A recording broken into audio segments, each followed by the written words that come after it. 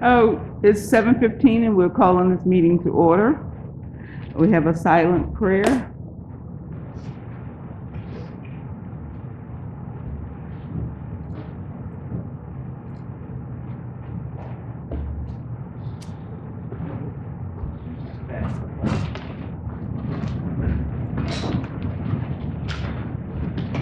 Pledge allegiance to the flag of the United States of America and to the republic for which it stands, one nation, under God, indivisible, with liberty and justice for all.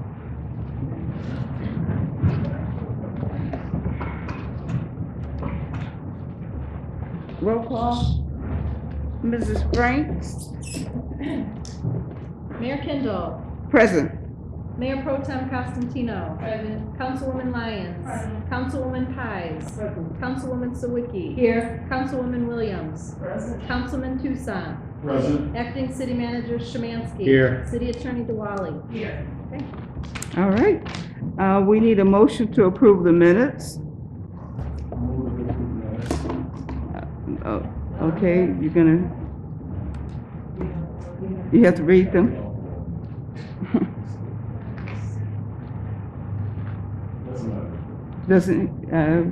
You supported it? Okay. Approve the minutes. Regular city council meeting held on July 12, 2021. Special city council meeting held on July 26, 2021. Board review meeting held on July 20, 2021. And planning commission meeting held on July 28, 2021. Support. Support by Councilwoman Sawicki. Discussion? Madam Mayor? Yes, Councilwoman Lyons? So I noticed that there is an oversight or discrepancy for the minutes for the July 26th meeting. There was no motion to excuse Councilperson Williams, and there also was, she was not listed as absent on the first line, and then was listed absent and on the second line had roll call. There was no motion. Madam Mayor, She I wasn't- offered the motion. I did offer the motion. and No, we did not. No, we did not. No, we did Oh, I not. thought I did. Mm-mm, we did not. We didn't hear from Ms. Williams, that's why she wasn't excused.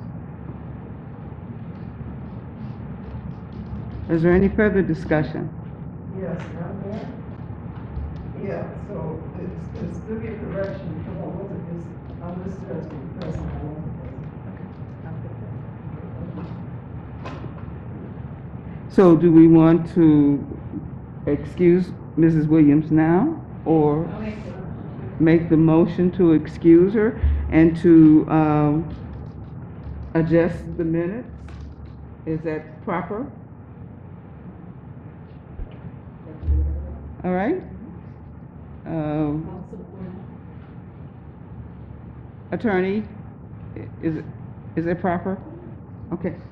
So who wants to make the motion? I made a motion. Support. And Councilwoman Sawicki supported. All in favor? Aye. Is there anyone opposed? Motion carries. Okay, so now we made that correction. So now I still need, is there any further discussion regarding the minutes as presented? No further discussion? Okay, all in favor? Aye. Anyone opposed? Motion carries. Okay, so now we'll move on to public comments on agenda items. Is there anyone in the public that wants to speak regarding items on the agenda? Seeing none? Okay, let's move on to E, table and pending items. Madam Mayor? Yes? I'd like to make a motion that we, send this ordinance to the ordinance committee at the September meeting. Wait just a moment. We're following the record right there, so what you have to do right now, there's no real action on it, we're tabling it. And it tells us that we're scheduling the meeting, to be reset. We'll reset the meeting. So, ask I was gonna say that, it'll stay Right. tabled until a revised ordinance is prepared, and then we can decide. Okay. And so is there any further discussion regarding this item? All right, let's move on to the consent agenda. Yes? I'm sorry. We didn't actually read through. We didn't actually do what? We didn't actually read through the table and pending items because, Councilwoman Constantino interrupted and then we addressed her concerns, so. It's nothing to be done until it goes It to the, wasn't seconded by anybody, so it's not up for discussion. right. It's tabled and it stays tabled. Okay, item F, consent agenda, items 1 through 12. Mayor, a resolution is in order. Is, Madam Mayor, yes, I'll offer a resolution to approve the consent agenda items 1 through 12. Support. support by Councilwoman Lyons. Discussion? Madam Mayor?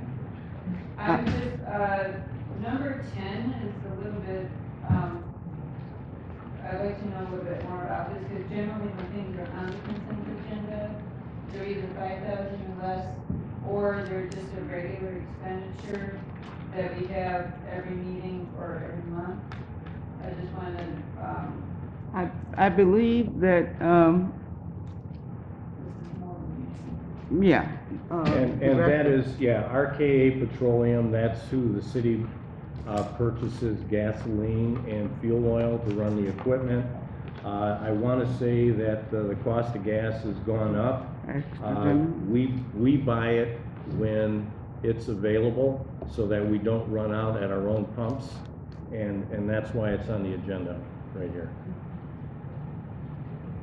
Is there any further discussion? Madam Mayor? Yes, Councilwoman Lyons?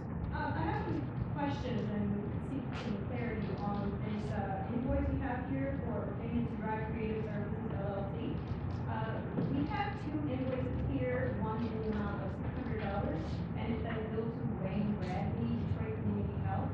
Just seeking a little bit better understanding of, I know this has to do with the insider, so is this the cost to actually print it? Because we have another cost here for about $3,000 and it looks like that's the cost, but just looking to have a little bit more clarity. Okay, what check was that? That was Drive? Yes, and it was invoice number 1895.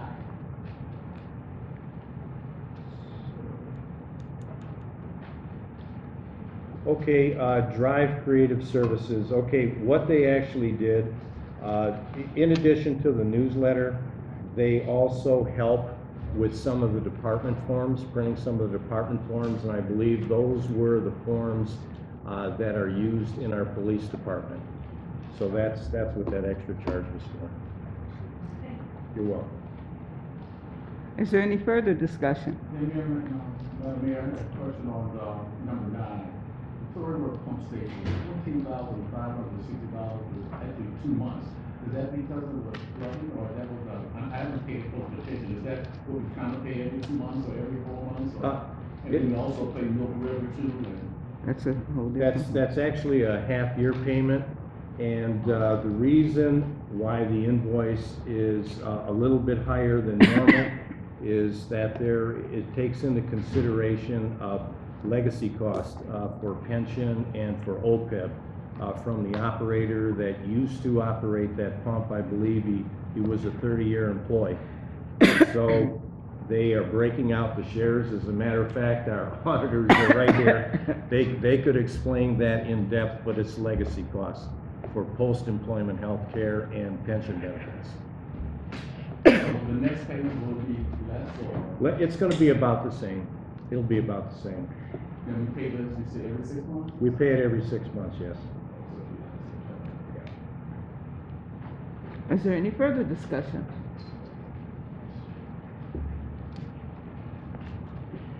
Okay, roll call vote, please. Mayor Pro Tem Constantino? Yes. Councilwoman Lyons? Yes.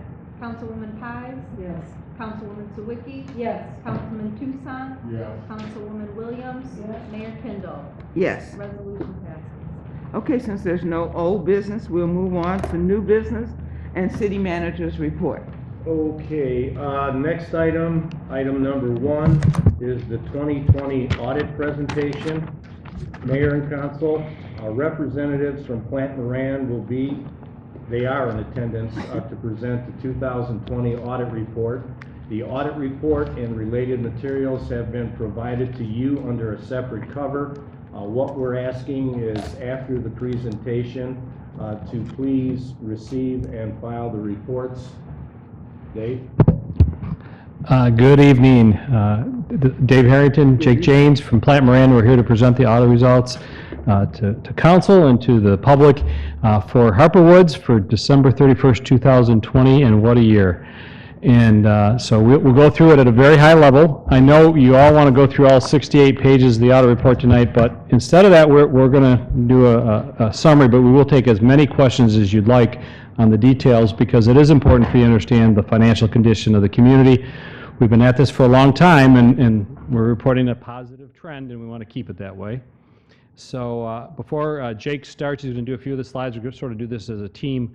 The rest of my team, one broke their ankle and the other one got sick today, and so it was kind of an interesting. And then we lost power when we got here, so we have gone through the battle to be here. And I was mentioning to Jake, this is the 3rd public meeting I've done in 18 months, so I'm just thrilled to be here. So I think it's so much easier to communicate where you stand in this setting than last year when we had to do it on Zoom. And you all did a great job. Your questions were excellent, but it was a little trickier. So hopefully tonight we can be even clearer. The one thing that you hire us to do above everything else is give an opinion in financial statements. You got it unmodified, which is the best opinion you can get. And this year had a lot of unique things, as you know, with all the federal grant money, COVID, everything that had going on, and kind of a working from home, working from the office, John's multiple roles. We had a lot going on to get through this audit. It was a heavy lift on everybody's part, and to get the unmodified or that strong opinion is very important, because it means the numbers in here you can use going forward. And as we start to look at the 21 actuals and budget for 22, we're working hard towards that, because there's a lot coming in the city of Harper Woods. So if you have any questions while we're doing it's only 6 slides, feel free to jump in, or we can just save them at the end. And so Jake, why don't you take us through, if we could go to the first slide. So it might be a little hard for you guys to read, but this first slide here is an overview of the general fund's revenue, expenditures, and unassigned fund balances for 2020. And on this graph, the red bar there represents revenues for the previous 3 periods, with 2018 being on the left and 2020 on the right. You can see a general increase with revenues coming in at about $13.5 million for the year 2020. The second bar there, the tall blue bar, is expenditures, and a similar increase can be seen there. Expenditures came in at about $12.8 million for 2020. The third bar there is barely visible, and that is other financing sources and uses. Not a significant impact in the general fund, as you can see from the graph here. And the fourth bar there is the unassigned fund balance at the end of the year. And this has been increasing over the past 3 years, as you can see, ending at about $2 million at the end of 2020. And the biggest factor driving this increase is the city's Public Act 33 millage for public safety, which allows you to cover current costs as well as accumulate a bit of fund balance to cover future costs. I'll jump in with a point here, which I think is really important. 2 years ago, if you recall, I was trying to set an alarm. Guys, we got a problem. The trend when we went into 18 was very nervous. And so this is a very positive trend. 2 million is way better than 419,000. I can't even begin to explain how much I appreciate it at that number.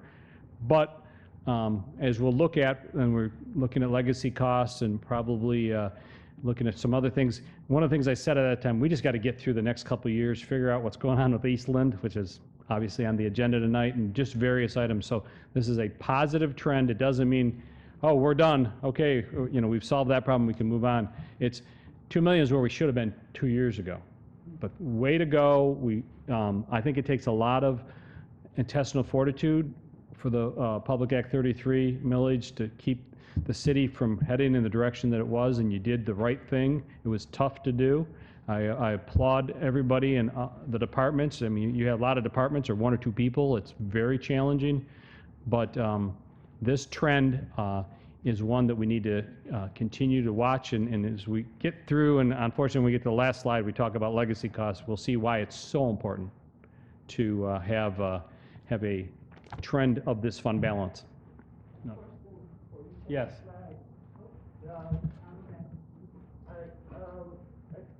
It's 2019, the great bars below. Yes. That one was, what was that again? So that's so when we transfer money to another fund, that's called other financing sources and uses. So this year in 19 we transferred more money to other funds to help balance them. Last year we were putting a lot of fingers in the holes of the leaking spots, and so that's what that is. This year we did not have to transfer as much, so it actually had a little bit of an increase of 247,000. So it's meaningful because last year we would have had a bigger increase, except we had to go help some other funds that had revenue shortfalls. This year we didn't have as big of a challenge for that. So that, we have more than just the general fund. We have a lot of other funds, and they all have to be above zero, or the state asks for a deficit reduction plan. So that was to balance the other funds. You bet. Moving on. So this next slide here is a breakdown of the general fund's revenues by sources. And the two biggest categories here would be property taxes, which is the light blue portion of the pie chart, taking up more than half of it, and intergovernmental revenue, such as state shared revenue and grants. Those two combined make up approximately 85% of the fund's revenue for the period, which is important to note because these are both revenue streams which don't have the ability to change drastically from year to year and don't have much to do with the city's. Yeah. So a big point here is the intergovernmental is where our CARES money was. So that's a one-time CARES thing, and then now we're getting this other, those two payments for the next round, and as that money comes in, you don't recognize it as revenue until you spend it. And we've had some conversations with the city manager, the interim city manager, with John on this. We're going to a whole new level of complex accounting and budgeting. So as things navigate and we figure out how to best spend that money or use the money, because we don't want to give it back, we want to make sure we have eligible expenditures for it. It's going to be apples and oranges some years because we have a lot of these one-timers for the next couple years. But this year is our first, that $500,000-ish from the CARES Act is sitting there, which is a big part of why our fund balance did go up, plus Public Act 33.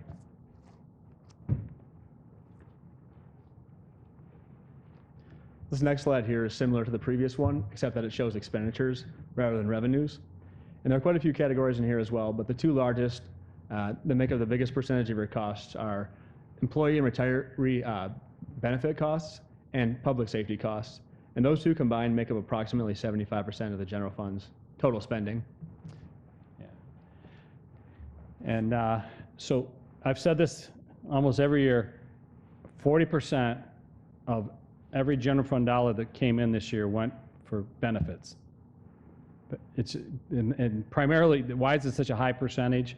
Because of legacy costs, as we're well aware. So that, and a lot of that it is what it is, and it's part of the challenge that this city has. If you took all the other things and said, okay, how much of the rest of this is for salaries? It's like 45%. So 45% of the whole thing, when you go into public safety, public works, general government, and you say, okay, it's like 15% is non-salary, non-benefits, 45% is salary, and I'm rounding, and 40% is fringe benefits. That's welcome to being a mature community. And it creates a big challenge because you don't have as much flexibility with your budget because 40% of it's locked up before you start. And then the other thing to point out, so we had $593,000 of capital outlay, which is almost a bigger year than normal. Like this community, because of your fund balance challenges, has delayed some capital outlay, as you're well aware, capital outlay needs, and try to use grants and successfully, sort of band-aid it along, but so don't expect that number to go down in the future. You have spent a lot of time just sort of delaying that situation, and John and I have had a number of conversations about just taking care of what needs to be taken care of. It'd be great to get to the day where we're doing preventive or things, but right now we're doing corrective things from capital standpoint for the most part. Not always, because sometimes we do get a grant. So it's still even though revenue or expenditures did go up, they went up because we have more legacy costs. Go to the next slide.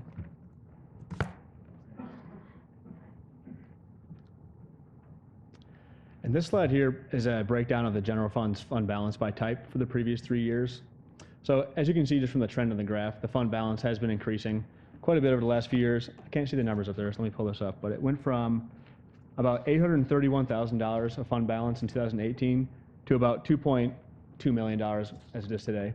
And the fund balance for 2020 is made up of about $80,000 in, non-spendable fund balance and about $2 million in unassigned fund balance, as we discussed on the first slide we looked at.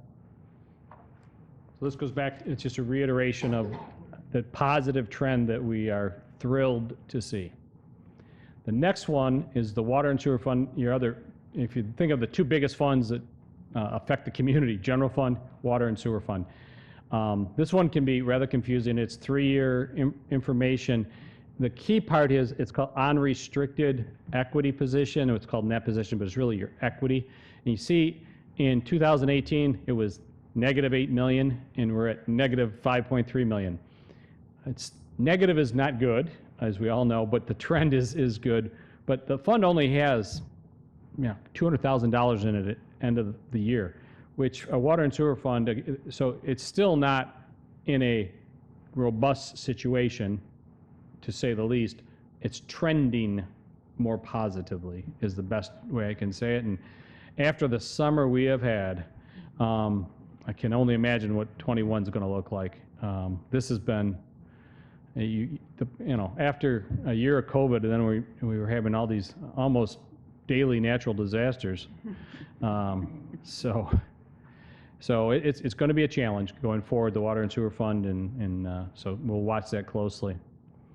The final slide is one of the bigger challenges. So it's a 2-year comparison of how much legacy costs you owe at 12/31/19 and 12/31/20. So one is the top line is the pension. The next line is OPEB, which is really healthcare primarily. And what happened, pension liability went from $30,700,000 to $31,800,000.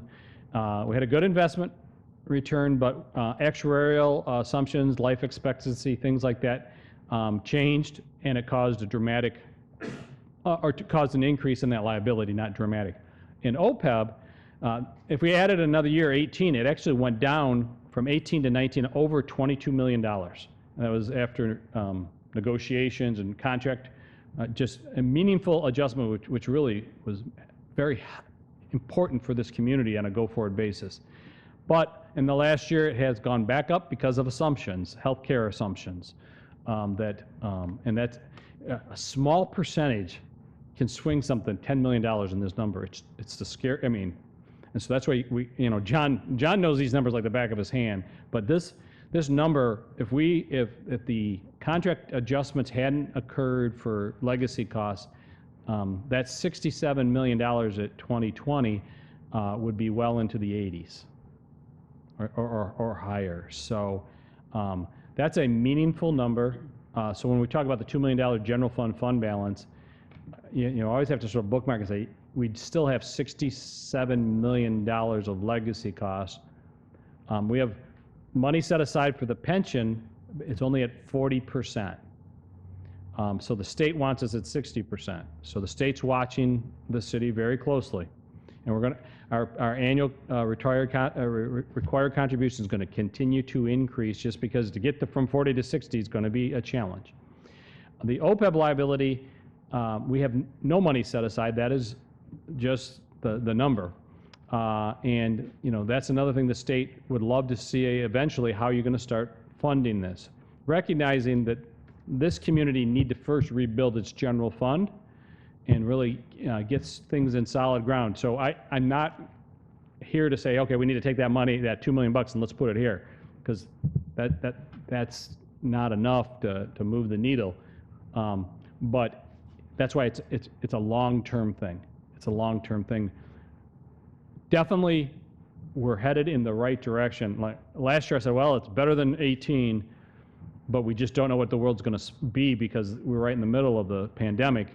Now I'm hoping at the back end, and we did get some money. So we're getting some money. We got to figure out how to strategically use it to best for the community and for the long-term health of the residents and just the services. As we know, that money comes in, it can't be used for legacy cost. It has to be, so we have to figure out how we can use it strategically. So we got to watch this closely. And I wish I could say, okay, we're done. We're not yet. But I feel a lot better than I did 12 months ago. Another question for you. Go right ahead. Okay, so now we got the money in there. Where's our fund balance at now? This year? As opposed to where it was at? Yes, so spending, if we go back to the first slide, if you could, please. Well, the second slide. Although that's a really nice one, but we'll go to that one.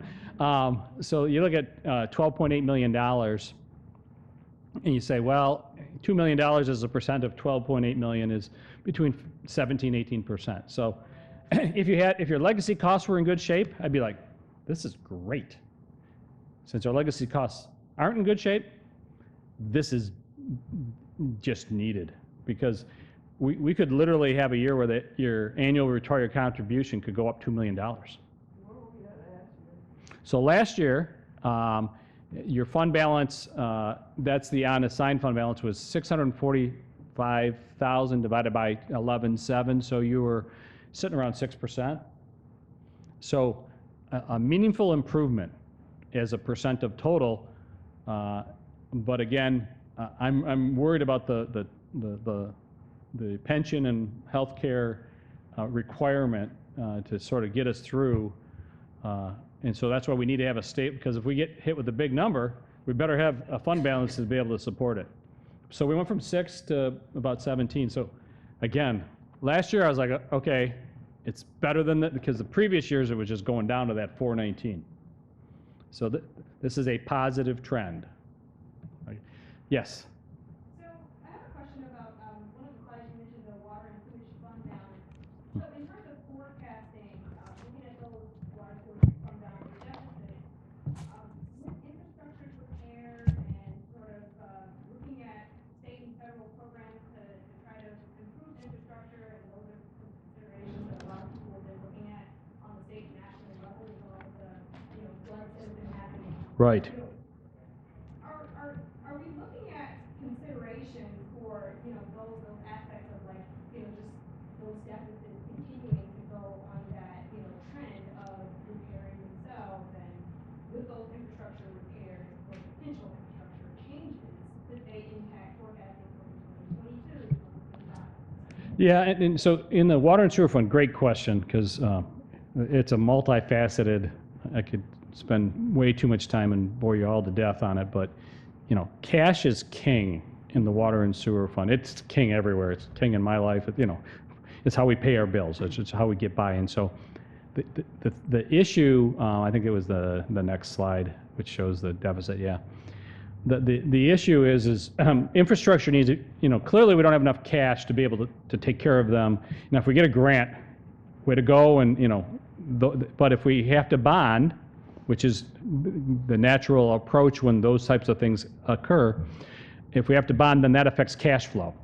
So we say, oh, now we have a bond payment. How are we going to make sure we have to, and bond payments in a water and sewer fund require you to charge enough fees to cover the bond payment.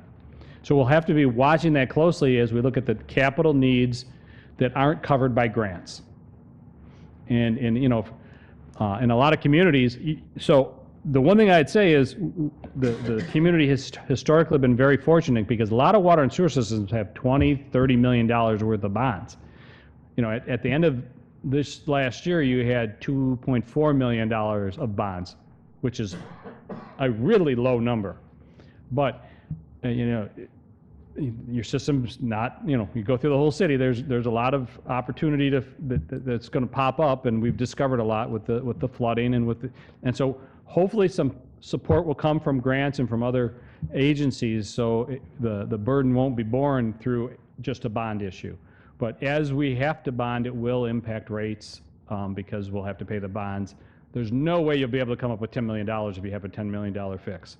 It'll have to be through bonds, which goes back to one of the things we've talked with the city manager about, which is making sure we're addressing that fund balance, addressing these matters so we get a good bond rating, so we get better interest rates, so it's more attractive for investors. It's all a big circle. It's very important. It's a tightrope that we're walking on because we don't want to charge more than we need to because the residents, you all live here, and all these folks here, so we want to be as balanced and as prudent as possible and fair. So it is a tightrope.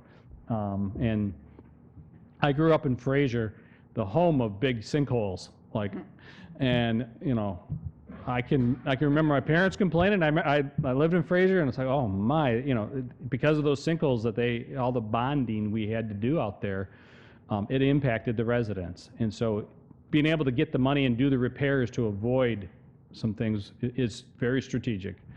But stay tuned. You know, the team's working hard to sort of figure that all out. Does that help, or? I think it does. Huh. John? I don't know. Be negative. Right, which is clearly not where we want to be. But when you're sitting at 400,000 of fund balance, that's where you're going to be. And so this will, you know, we might get an improvement, but we do have a tough legacy cost situation. And so when we're in that BBB negative, which is, you know, not desirable. So that's why I'm also glad you haven't had to bond a lot, because it just costs you more. Yeah. You had mentioned the CARES Act. Yeah. That lasts for about 2 or 3 years, I think it is. The most recent money that you're getting, and you get the 2 installments, yes, you have like 4 years from retroactive to spend it on eligible expenses. And one of the things we've talked with the city manager about is what we've seen with all these federal monies, which has been, you know, very important for communities, is they've changed the rules after the money got sent out, and they came out with new rules and sometimes broadened the rules. They haven't often restricted them, but clarified a ton of rules. And so what we said is, don't run out and necessarily spend it all today. We want to spend it before the time runs out, but if we spend it all today and they clarify a rule that would have been more favorable for the use of the funds for the community, you've already spent it, you know, the toothpaste is out of the tube. And so we're cautioning, you know, so there's like this lost revenue formula, and, you know, we're looking a little bit at that, and, you know, some places say, we're just going to spend it on water and sewer infrastructure. That might be the right choice. It might not. Let's see what's available. You have a lot of needs that you've deferred, you know, and so if we can take care of some of those, so it frees up some funds to take care of other funds that you already have that take care of some legacy costs. But we do have time, but so we have mentioned as these rules come out, we're putting on webinars, we're doing a lot of stuff to inform the Michigan communities how to consider how to use this. And you know, you're in Wayne County, and Detroit will be leading the way with uses of those funds. So we're watching them very closely and what they're doing, because you know, they obviously have a much bigger number. And so anything that we can learn along the way, we want to make sure all 7 of you have knowledge and you're comfortable with how we're leveraging those funds for the best use of the community. Yes? Do you have any insight as to whether the infrastructure bill that's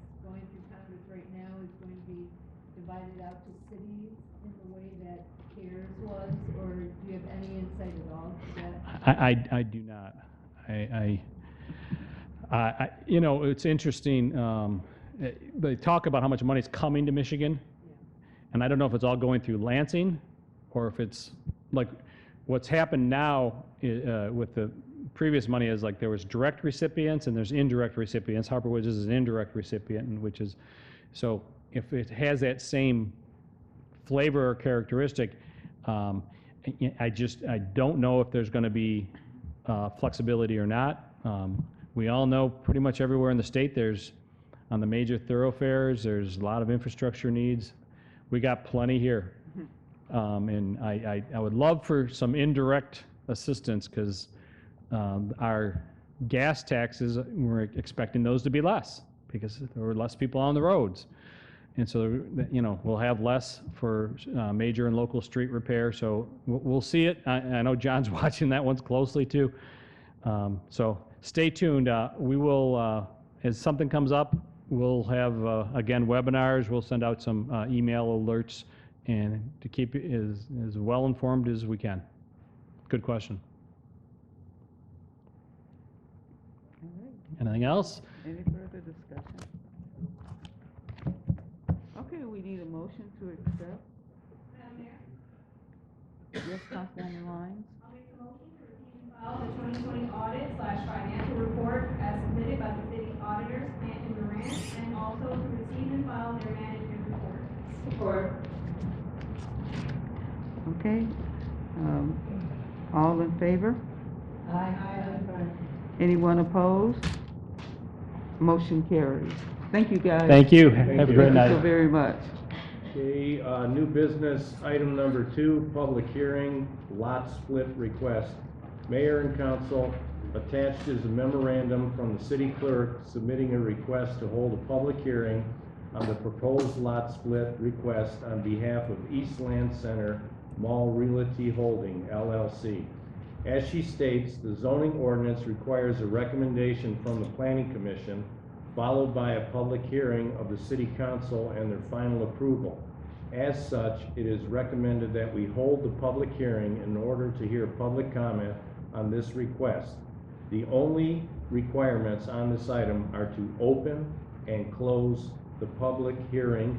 Mayor, a motion is needed to open the public meeting. Madam Mayor, Yes, Councilwoman Constantino? I'll offer the motion to open the public hearing on the proposed lot split request at 17830 and 17860 East 8 Mile Road. Support. Support by Councilwoman Sawicki. All right. It's open. Any discussion? Madam Mayor? Yes, Councilwoman Constantino? Oh, I was just gonna say, I went by the area of the lot split, and just for the purposes of the citizen present, this is that little strip mall in front of the mall that has the dollar store and the Jazzy place. This is gonna be split from the mall. It kind of makes sense to make it separate.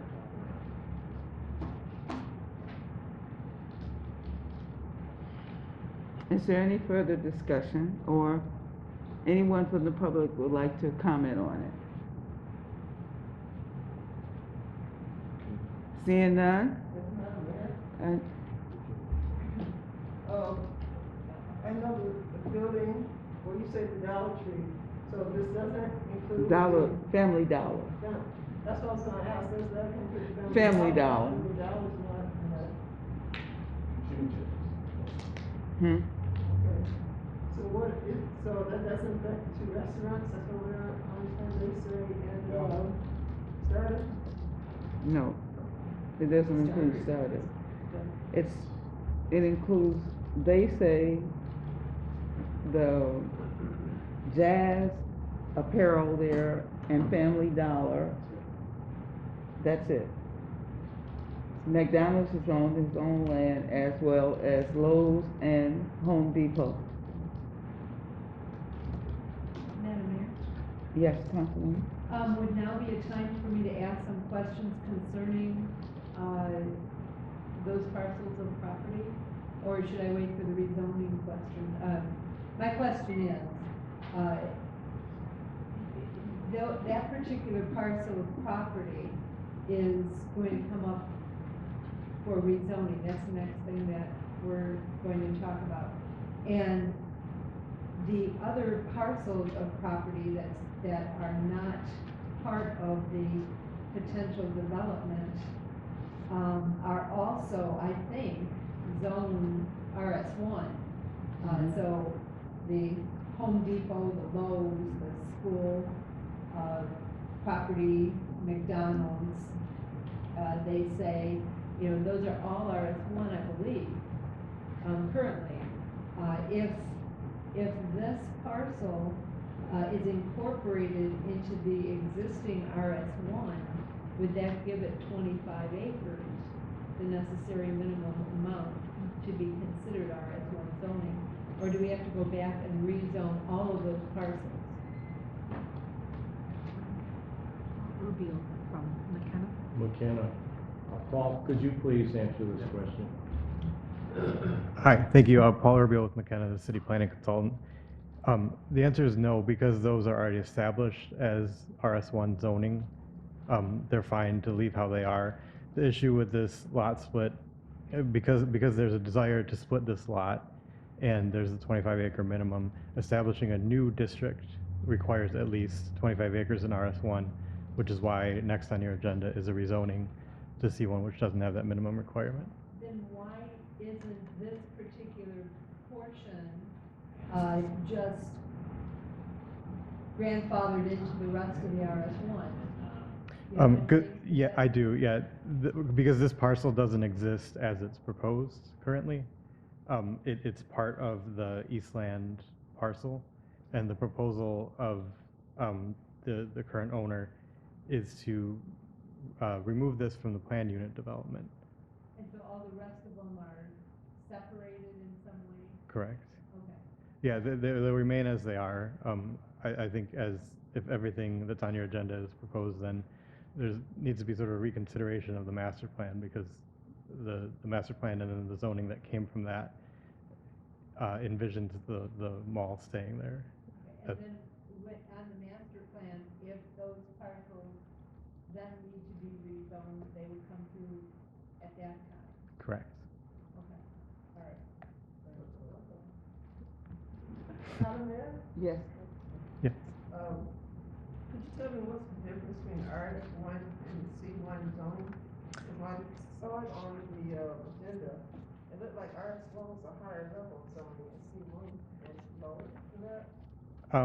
Yeah, it's slightly less intense. RS1 was written specifically for the Eastland complex and all the uses that might be compatible with the regional shopping mall. Again, years ago, with the intention of bolstering the mall and the economic viability of the mall. The C1 is a less intense commercial district that has many common uses that are permitted with RS1, but because RS1 was designed to be the mall and only the land around the mall, there was also written in the 25-acre minimum. So this, the rezoning, I think, is appropriate to the type of property that is proposed, and the uses that are currently there could still remain. But it's really this lot split cannot occur if it's not rezoned. That's really, I think the basis for the rezoning is more about the lot split and the PUD that's happening around it, the industrial development that potentially is happening around it. So the property would have to be rezoned in order for it to become an industrial park? Yes. Okay. Yes. Councilwoman Constantine. Oh, yeah, sorry, the writing is so darn tiny on here, but I wanted to know where the new, bus station was gonna be located.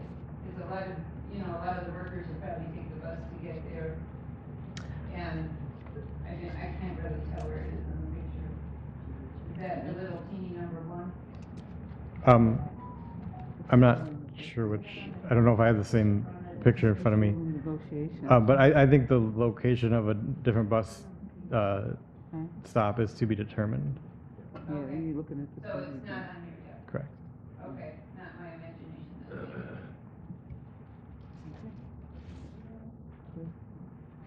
I need to ask you a question that has to do with the process of going through this. Yes. And so in the documents that we were sent, one of the, and I'm having a heck of a time with my, my device here, but one of the items is on our page 118. If anybody could pull that up, it would be helpful to me. And that is the step process for ultimately getting this project moving forward, all right? As I understand it, the Planning Commission was supposed to be able to sign off on not only the rezoning, but also the site plan. And then once that's done, they send it to us, and we have a chance to look at everything, to also sign off on it. But as I understand it, because the site plan was not completed, the Planning Commission would like to revisit that site plan. Well, I would also like to revisit after the Planning Commission gets done with their work. I don't have any problem with rezoning this, material, but I do have a problem with not being able to see the product that is going to go into the community. And so, on your, through your guidance where you talk about the steps that it takes, it indicates that City Council could table it, in which case it would come back to us. It makes more sense to me to approve the zoning, but make it conditional on the fact that it would come back to us after the Planning Commission is able to approve the site plan. Does that make sense? It does, and I think, as part of your consideration of that item, you can attach conditions to a potential approval. So yes, and I think we'll talk about this in a little bit, but that's the Planning Commission requested to see that again, so I think sorry. They had a lot of wonderful comments and questions at their meeting, but I want to make certain that in terms of the procedure, that we do have another chance to take a look at the final site plan and before it goes to the county and finishes up the process so they can Yes. actually go ahead. Can I clarify something? Yeah, sure. Good evening, Councilmember Sawicki. Mark Loyeski with Northpointe Development. We are the ones that are going to propose on the rezoning of the mall. I just want to clarify, this particular agenda item is not related to our proposal. This is only for the Family Dollar and the Jimmy Jazz building. So we are not going to be purchasing those as part of our, so I do have a presentation here in a little bit where we can get into some of those specifics. But just want to make sure that this vote, or clarify that what you're voting on currently is a different, yep. Absolutely. We'll be up here shortly to answer any questions you have on that, but just want to clarify that. Thank you. Are there any further questions? Okay, I need a motion to close the public hearing. Madam Mayor, Yes, Councilwoman Lyons, I'll make a motion to close the public hearing. Or, supported by Mrs. Councilwoman Constantino. All in favor? Any opposed? Motion carries. Item H3, approval of lot split 17-830 and 17-860 East 8 Mile. Mayor and Council, with the public hearing having been held and without any objections, it is my recommendation that the City Council approve the request from Eastland Mall Realty Holding, LLC, to separate the freestanding building and parking lot from Eastland Mall site. Mayor, a resolution is needed. Councilman Tucson, I recommend to approve the lot split request from Gary Kuzicki of Michigan Surveying Inc. on behalf of Eastland Center Mall Realty Holding LLC to separate the freestanding building and parking lot of 17830 and 17860 East 8 Mile Road from the Eastland Mall site. support by Councilwoman Sawicki. No, I didn't say. Support. Oh, I'm sorry, Ms. Williams then. Okay, Page, y'all. You heard someone on this. Yeah, I heard someone on that end first, okay. Madam Mayor, point of order, he said a recommendation needs to be a resolution, he just needs to amend that, Okay, and so does the supporter. okay. I'll support the resolution. Would you go over that again, Councilman? By resolution to approve the last request of the position. On behalf of Eastland Center, Mall Realty Holding LLC, to separate the freestanding building and parking lot at 17830 and 17860 East 8 Mile Road from the Eastland Mall site. Everybody hear me that time? Okay, Support. supported by Councilwoman Pies. Is there any discussion? All right, roll call vote. Mrs. Frank? Councilwoman Lyons. Yes. Councilwoman Pies. Yes. Councilwoman Sawicki. Yes. Councilman Tucson. Yes. Councilwoman Williams. Yes. Mayor Kindle. Yes. Mayor Pro Tem Costantino. Yes. Okay, resolution passes. All righty. Okay, item H4, approval of rezoning 17830 and 17860 East 8 Mile. Mayor and council, attached is a memorandum from the city clerk submitting a request to rezone the property at 17830 and 17860 East 8 Mile Road. This matter was brought before the Planning Commission at their July 28, 2021 meeting, at which they recommended to the City Council that this rezoning be approved. As her memo states, the entire property is currently zoned RS1, Regional Shopping, which mandates a minimum of 25 acres. Your previous item separated this parcel from the current mall property, and it no longer meets this requirement. The parcel that includes the Jimmy Jazz and Family Dollar meets the requirements of a C1 district. Without any objections, it is recommended that this request be approved as required by the city's zoning ordinance. Mayor, a resolution is needed. Madam Mayor, I'll offer the bill by resolution to approve the request from applicant Derek Kosicki of Michigan Surveying Inc. on behalf of Eastland Center Mall Realty Holding LLC to rezone parcel number 42-009-99-003-008 and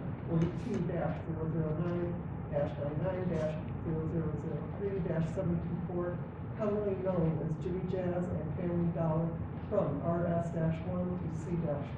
Support. Support by Councilwoman Williams. Discussion?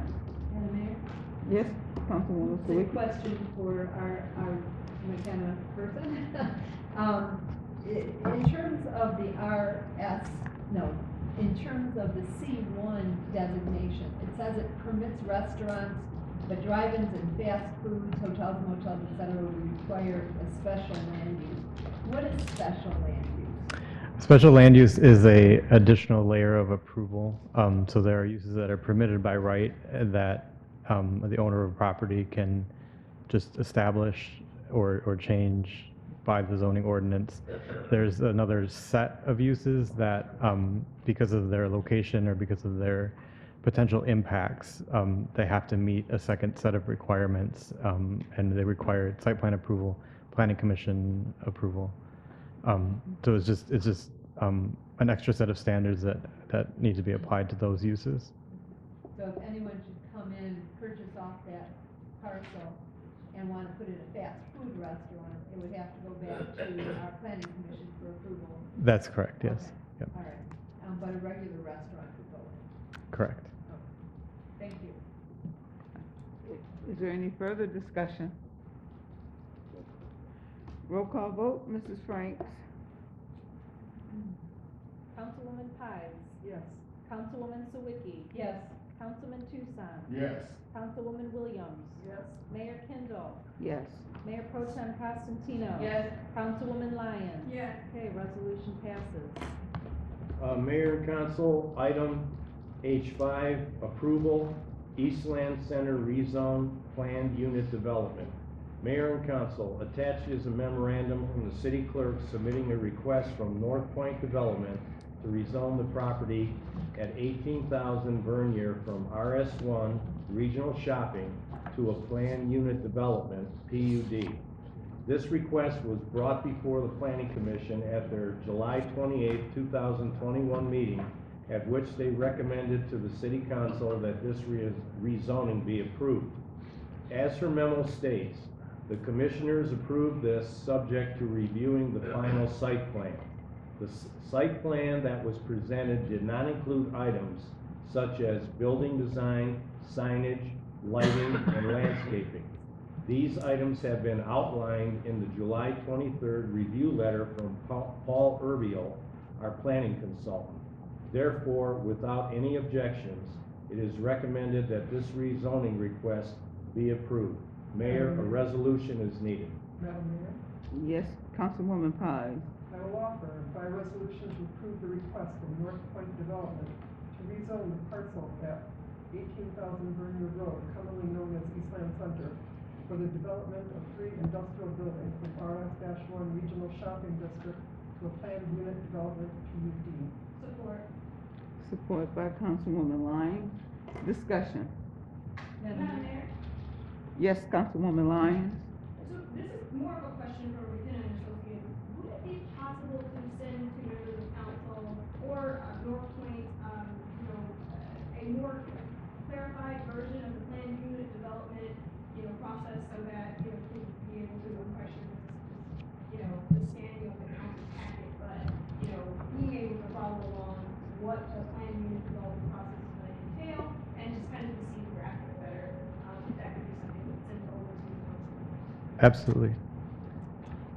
Is there any further discussion? Madam Mayor? Yes, Councilwoman Sawicki.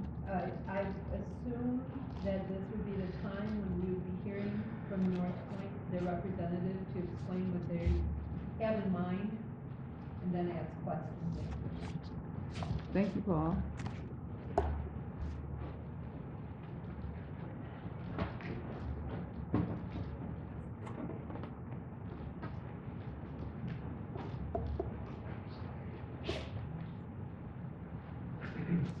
I do have a couple booklets here. The presentation will also be on the screen, but I'll pass these out right now.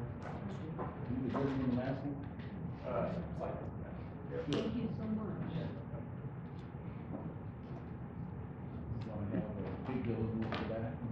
Thank you.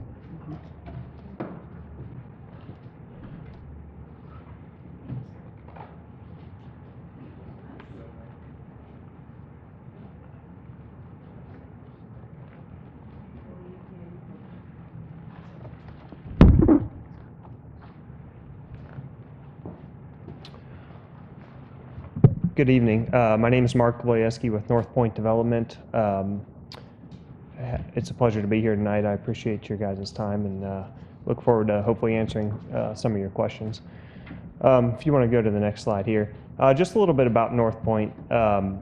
So we are currently the largest privately held industrial landlord in the United States, headquartered in Kansas, Missouri, with several regional offices throughout the United States, including employees right here in Detroit. We are an active industrial developer in all of the major metropolitan markets across the United States. Some local projects that we have been involved in. We just completed our first project down in the city of Romulus. It's called E-Course Commons. That was 2 buildings totaling about 650,000 square feet. Great successful project. Those buildings were built on a speculative basis, which means that we build those with no tenant in mind. We build them empty, and then we fill them with tenants and then build out the shell as the tenants require it. That'll be similar to what we were proposing here at the Eastland Center Mall property. Again, those buildings were 100% leased prior to construction even being completed. We are underway on 2 additional developments here in the market, one up in Shelby Township. Those buildings are just coming out of the ground now. We anticipate those being complete early next year. 3 buildings there totaling about 1 million square feet. Currently, we are about 15% leased, and we are just getting footers in the ground. So we've got a long way to go, but again, seeing good activity in that market. And then we are just starting vertical construction on a project we are calling the M3 Commerce Center. It's down near the city airport, at the site of the former Cadillac stamping plant. So we demolished that building, and we're constructing one building that's about 780,000 square feet. And a tenant was just announced last week for that building. It's a supplier to the automotive industry that's taking about 450,000 square feet of that building. And again, we haven't even started vertical construction. So we are extremely excited about the market. We're extremely excited about the location of the Eastland Center Mall. We're extremely excited to be in Harper Woods. And you know, we look forward to hopefully bringing a first-class industrial project to this region. Part of the reason that we like this region, there's really two reasons, which I'll get into as we go into it, but one of them is the access to really great labor. You know, this is a really densely populated area. One of the driving factors for tenants locating in our buildings is the access to good, stable labor. That's, as everybody's seen, everybody's hiring. It's one of the hardest things to fill right now, and it's one of the most expensive parts of a business's you know, overhead is their labor, and training new employees is hard. So locating your business in a place that has access to good, stable labor in a highly dense population area is really important to our tenants. And the other really driving factor behind this development is just the limited amount of space in the region. The buildings we're building are what we call Class A industrial buildings, which I'll get into. That's determined by the height of the buildings, the style of office space, the amount of dock doors that are available. The availability of Class A industrial space in the Detroit market is extremely low. It's, you know, less than 2%, which essentially means there's no vacancy in the entire market. So we think this is a great location for this project. It's got good access to transportation. It's got great access to labor. This slide here that you're looking at shows some of the tenants that we host in our buildings around the country. We are actually GM's largest landlord in the country. We do a lot of work with Ford. We do a lot of work with a lot of your Fortune 100 companies. If you want to go to the next slide. Just a few high-level specifications here on this project. We're proposing a 3-building industrial park that's totals just over 1 million square feet, just under 80 acres of land. And I'll talk about the land here in a minute, just so we can all understand what's included and what's going to remain once the construction's complete. Approximately a $95 million investment, anticipating 560 full-time jobs and 250 construction jobs throughout the building and the demolition process. Go to the next one. So here's the site plan, and again, it's on the board behind me, and it's in the packets that you have here. So we're proposing 3 industrial buildings. So what we would do is we would come in, demolish the mall, demolish a lot of the pavement that's there, really wipe the slate clean and start with new vertical construction. So before I get into the details of the site plan, just discussing what's going to stay and what we're actually purchasing. The things that are going to stay, as you guys just discussed in your previous agenda items, the building with Family Dollar, the building with Jimmy Jazz, that's being split off. It's being kept by the current owner of the mall. The Lowe's building on the east, going over to the west, the buildings with the They Say restaurant, McDonald's, the gas station, the former Circuit City, which I believe is owned by the school district now, and the Home Depot are all going to stay. The buildings we would be purchasing and demolishing include the mall and the Starter's restaurant. So what we are proposing is we are going to demolish everything within that parcel I just described, and we're going to construct 3 buildings, totaling just over 1 million square feet. Buildings 1 and 3 are what we refer to as rear load style industrial buildings, which means they only have truck docks on one side of the building. The other side of the building has car parking, and that's where a lot of the offices are. So what you would typically see in buildings, really any building in this industrial park, is you would see a portion of office space, and then you would see the rest being manufacturing, warehousing, distribution style facilities. So the office space in these that each tenant usually asks for, I would say is somewhere between 5 and 15,000 square feet, and then the rest of the space is used for the warehousing and distribution or the manufacturing. Buildings 1 and 3, we would typically see these buildings be house 2 to 3 tenants in each one of those buildings. They're set up, we set them up assuming that we're going to split them. We don't go after one user that may take up the entire building. You could get one user that would take the entire building.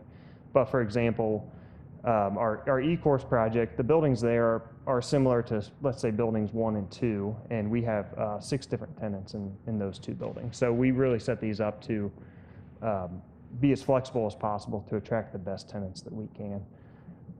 Building 2, the building in the back is what we call a cross-dock building, which means it has truck docks on 2 of the sides, and then it's got the offices on the shorter ends and the car parking on the shorter ends. We like this mix of product for this region. We think it brings a good mix of uses. It has the ability to attract a really good mix of tenants. You typically see different style of tenants that go in the rear load versus the cross-dock buildings. So we like it for the ability for us to lease it up quickly, which brings the jobs to the city. It brings the tax revenue to the city quicker. And we like it for the ability to attract new tenants once those if the first round of tenants may leave. So the tenants that we would attract typically sign between 7, 10, 12, 15-year leases. Northpointe is a long-term holder of these buildings, so we anticipate to own these for the long haul. So we build them with the future tenant in mind. We don't want to build them with the first tenant in mind and then we sell the buildings. Since we're going to own them, we want to be able to refill them in the future in case any tenant leaves. I think you can go on to the next slide. Just wanted to talk a little bit about the potential tax revenue, the potential wages, the number of jobs. So again, 560 approximately direct jobs and 250 construction jobs. Anticipating at full build out $20 million in wages across these buildings. That would be the permanent jobs, which equates to just shy of $750,000 in state payroll taxes. The other benefit is additional property tax revenue to the city as these buildings get complete and filled. You can go on to the last slide, and then I will wrap it up and be happy to answer any questions. Again, the reason that we've identified this location is, we feel it's an underutilized asset. As you guys have seen, the condition of the mall has seriously deteriorated over the last few years. The parking lot's filled with potholes. The mall is really just not well taken care of in its current state. So it's really underutilized in the community, and it's mostly empty. So we're gonna bring that back into a functioning piece of the community, something that we think the community can be proud of. I know there were some questions earlier about the conditions that the Planning Commission approved this on. So the process that we've worked through, we've gone to the Planning Commission twice thus far. We between the first meeting and the second meeting, we rearranged some of the buildings on the site. Part of the issue that the Planning Commission had with the first layout is our bigger building was closer to Vernier Road. In an effort to protect that look, they asked if we could go back and evaluate if we could switch some of the buildings around. So we moved that building to the back. We moved what we think is the nicer side of the smaller building facing Vernier Road. And we've worked through some preliminary landscape plans, but as you mentioned, the Planning Commission did approve it with the condition that we bring the final site plan back. We are happy to do that. We're happy to do that at City Council as well. We're working on some of those details. Some of the things that we want to illustrate is really hone in on the landscaping along Vernier Road, really detail that out a little bit more. We want to talk about the details of the fencing around the detention basins that we're proposing. We want to look at some more detailed intricacies of the front of that building facing Vernier. We're going to add some additional glass to our typical buildings to really, we think, spruce it up and make it look a little bit nicer and present itself a little bit better. We have a traffic study that has been completed. It's still under review. Part of the what the Planning Commission wanted to see is final approval of that by your city engineer. I think your city engineer has been communicating with our engineer through this process. So What we're here seeking tonight is just the rezoning. And again, that can come along with conditions to the site plan, and we are happy to come back and talk about the site plan in more detail. If you actually want to go back up to the site plan slide for 1 second, there's one thing I wanted to mention. There were several, as we worked through the planning commission process and we talked with folks at the city, folks that we happen to see around the mall, there were a couple things that were mentioned to us. One of them was the importance of the connection of Eastland Drive between Kelly Road and Beaconsfield, so the road along the south. It was brought to our attention that there's currently a bus stop down there, that's a nice cut through for folks that want to go from one side to the other, and it was really stressed that it was important to keep that. So we are committed to keeping that. We're going to upgrade it. We're going to shift the alignment slightly so it won't follow the exact pattern that it does, but if you drive it now, you'll notice there are potholes everywhere. We will totally fix all that. We're going to totally replace it. And we want to keep the bus stop. I know there was a question about that earlier. Part of the access to good labor is that public transportation is extremely important to the tenants that are going to be in this building. So currently we're working with the transit authorities, but we're anticipating putting a bus stop just south of Building 3, right along Eastland Drive. So if you focus in, and it may be hard to read at that zoomed out scale, but if you were to focus in on some of the sidewalks that we're proposing a really good sidewalk network throughout the entire park that will take folks from that bus stop and really get them easily to all 3 of the buildings. That way the employees have great access to transportation. Speaking of pedestrian connectivity, the other thing that we heard as we were out at the mall is that people like to use the property to walk. They use it as a place to get exercise. And while we can't keep the indoor space that the mall has for folks to exercise in the winter, one thing we are committed to and we want to do is we want to provide a really nice sidewalk along that the Eastland Center Drive there at the southern end of the property. So we're proposing actually a 7-foot wide sidewalk, which can actually double as a bike path if folks want it to, which will be separated from the road, have some nice trees between the sidewalk and the road, and really we think will act as a nice recreation path for residents who may want to utilize that for their continued outdoor activity during the summer months. With that, again, happy to answer any questions you guys may have. And we're really looking forward to bringing a great project to Harper Woods. Thank you for your time. I do have a question. Sure. I'm glad that you mentioned it, that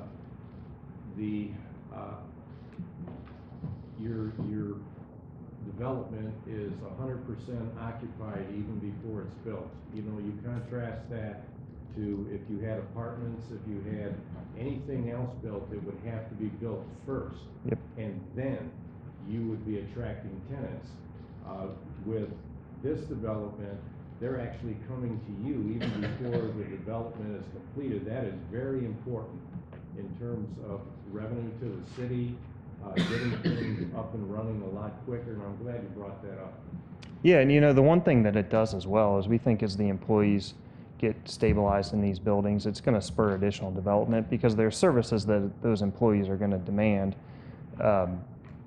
So I think there'll be a lot of spin-off development, and the quicker that we can fill these buildings and people can see, employees coming to the city every day, I think the quicker that you're going to see some of that spin-off development happen around the community. Councilwoman Constantino? Yes, I'm excited about the availability of jobs to our residents, and only needing 3 to 6 businesses to come in is a good thing, but it could also be a bad thing if one leaves, but that's good too. I've had residents ask me a number of questions, so I'm going to just run this down. Absolutely. And then you can answer what you can. Residents are asking about an increase in traffic to the area, particularly on Beaconsfield. They're concerned about the residential area, and also where if the bus is going to be in the south end, they probably don't want the bus always going by where people leave. Noise, an increase in noise. People are asking about air quality and smog. You answered transportation already, so that's good. You answered about the roads and the repairs to the area around Eastland. So that's helpful. People are asking about the types of businesses that'll go in. You've actually already talked about that, so that'll be covered. I have a question about what types of businesses and government essentials and assets will you guys be needing to support these businesses? For example, would we need a ladder truck for the fire department, things like that? You know, what else is going to be needed to fully support what you're doing? Sure. What you gave us an increase in taxes for the state, but what would be the increase in taxes for Harper Woods? It's very important because what you guys bring in relieves our residents in time. Once we get caught up, you saw our audit, once we get caught up on everything, then we can hopefully bring our taxes down for our residents, which is the ultimate goal. All right, I'm going to try and remember all those, but you may have to help refresh me. If you need me to, I can repeat No, some. no, that's good. Traffic Yep. increase and noise. All right, so we'll start with traffic. So as I mentioned, our engineer has performed a detailed traffic impact study. We've worked with not only the city and their engineer, but MDOT and the county to identify the scope of the study and identify how we may address some of those impacts. So one of the things we're doing, and one of the early things that came up in our meetings with the city engineer is the concern of potential not only traffic on Beaconsfield, but truck traffic on Beaconsfield. I think that's probably the bigger concern of the traffic that could potentially be there. So there's a couple of ways that we want to address that. First, if you look at the existing infrastructure around the site, the mall was set up to actually bring trucks in from Beaconsfield. So trucks turn left off of Vernier, down Beaconsfield, and go under the mall, and then they exit to the west side and either go back to 8 Mile Vernier or exit out to Kelly. As you're driving down Vernier and you pay attention to the lights and the turn lanes, it's really set up to force people to go that way. So the thing we're doing to address that is we are proposing a new turn lane and a dedicated left turn lane and a dedicated traffic light from Vernier into our site.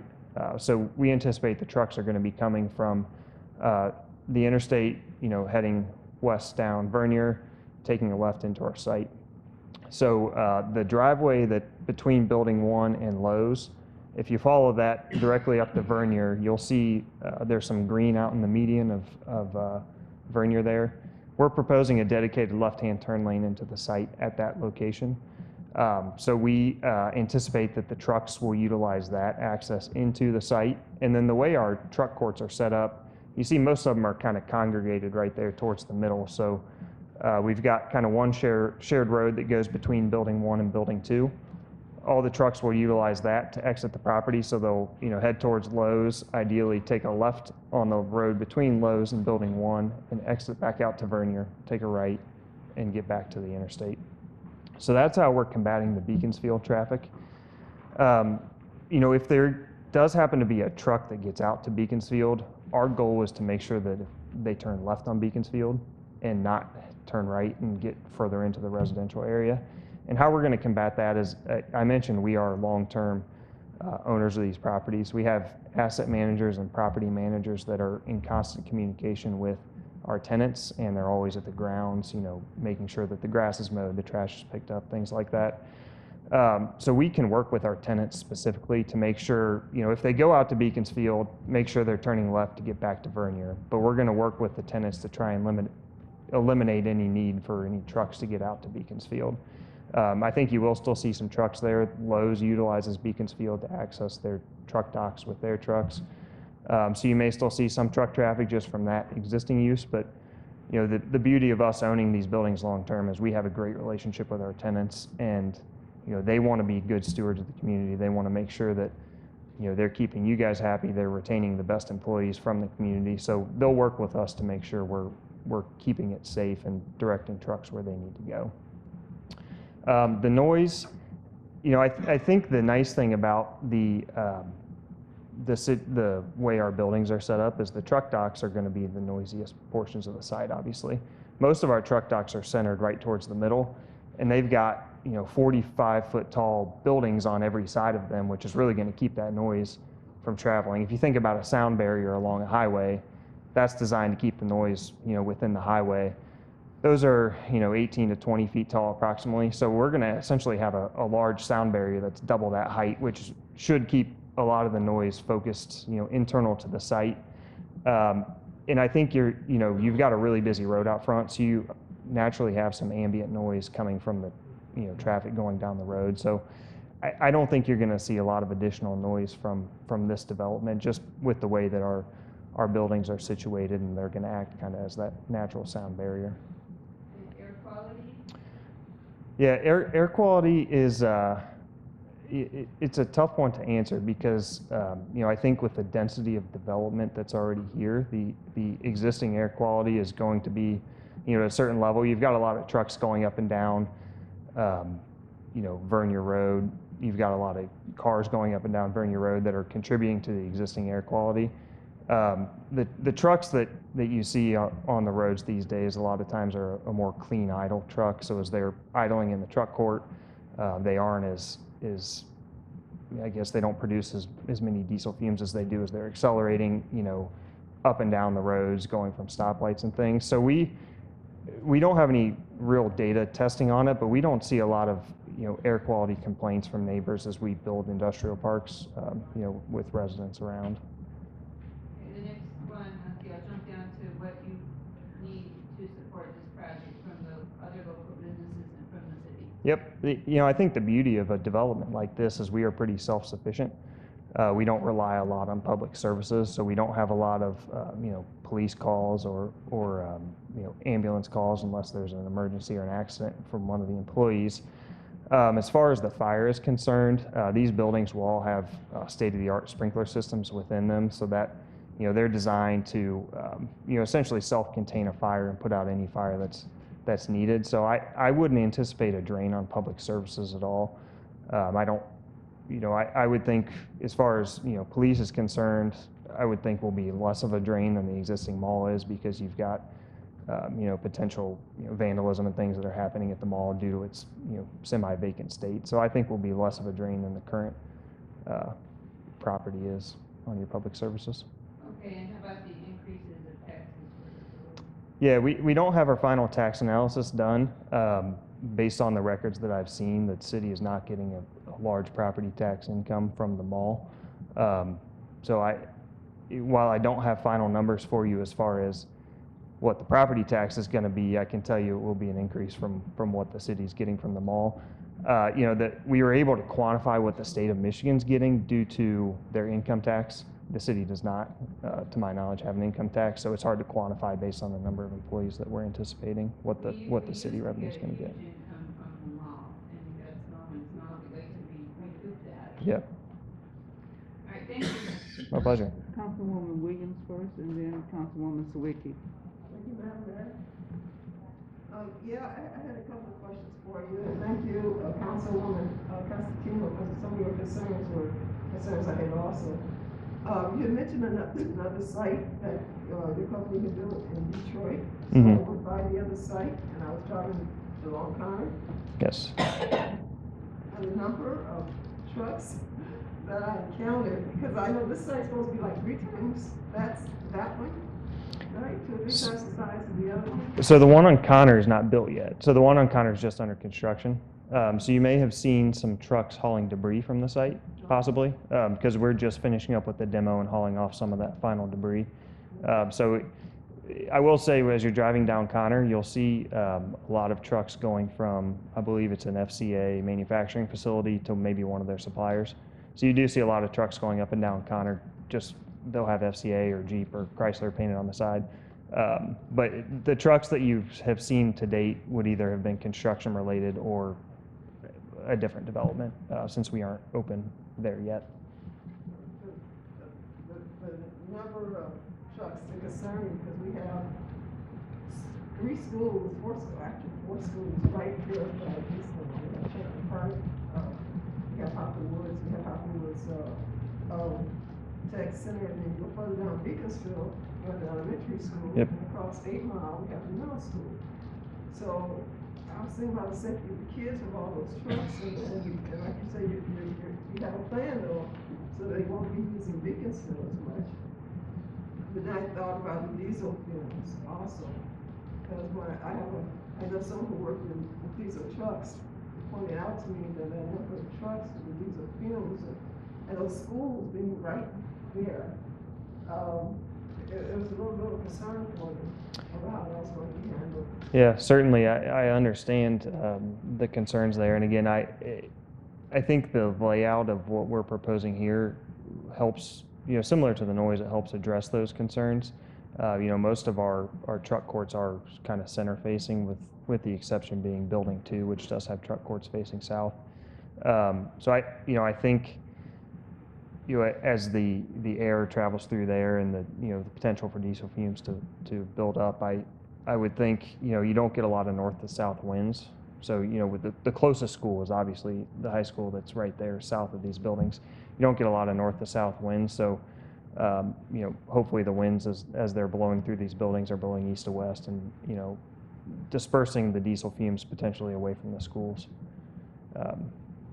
And then as I mentioned previously too, there's amazing new technology in trucks that are coming about, and the added need for truck drivers and new trucks that's growing every day. You see more and more efficient trucks that maybe don't produce as much diesel exhaust as the trucks of the old days do.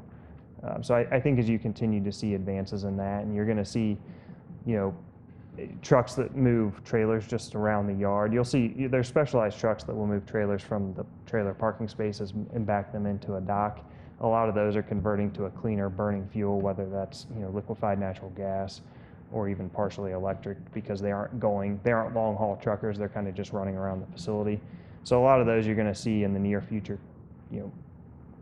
changing over to a alternative fuel source, which I think is going to be cleaner and should eliminate that concern for those diesel fumes as this development ages. Yes, Councilwoman Sawicki. Led right into part of my concern. I know that I tried to put this through the Planning Commission so that it would come to you early in the process, and that has to do with green buildings and solar energy, electric car chargers, underground rainwater capture. One thing that on this plan, and I guess I'd be looking for when it came to the final site plan, has to do with your detention ponds as well. You've got at least 4 large pond areas identified, and then what I can only believe is a smaller kind of area here. You call them detention ponds, which a detention pond, generally speaking, does not have standing water in it. But it is able to capture a great deal of runoff when that happens, right? And so in my research on the potential issues that a city might face, it has to do with making certain that there's not standing water sitting there, because that's going to be an attractive nuisance, especially with young children who pass this on their way to middle school, or high schoolers who might be looking out the window daydreaming. If they saw standing water, it would be attractive, especially on hot days. And so hearing that it's going to be a detention pond without the standing water is valuable. I've also learned that bioretention ponds, which I would assume this is going to be more in the style of where the water will percolate through the soil to get into the sewer or whatever it is that's carrying the water back to the system. If that's what you're building, I've read that can also reduce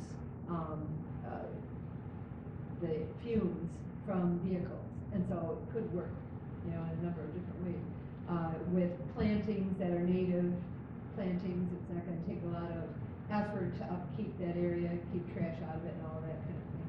So I'm very interested in learning what you might have planned or what you have available in terms of potential environmentally friendly buildings. Sure.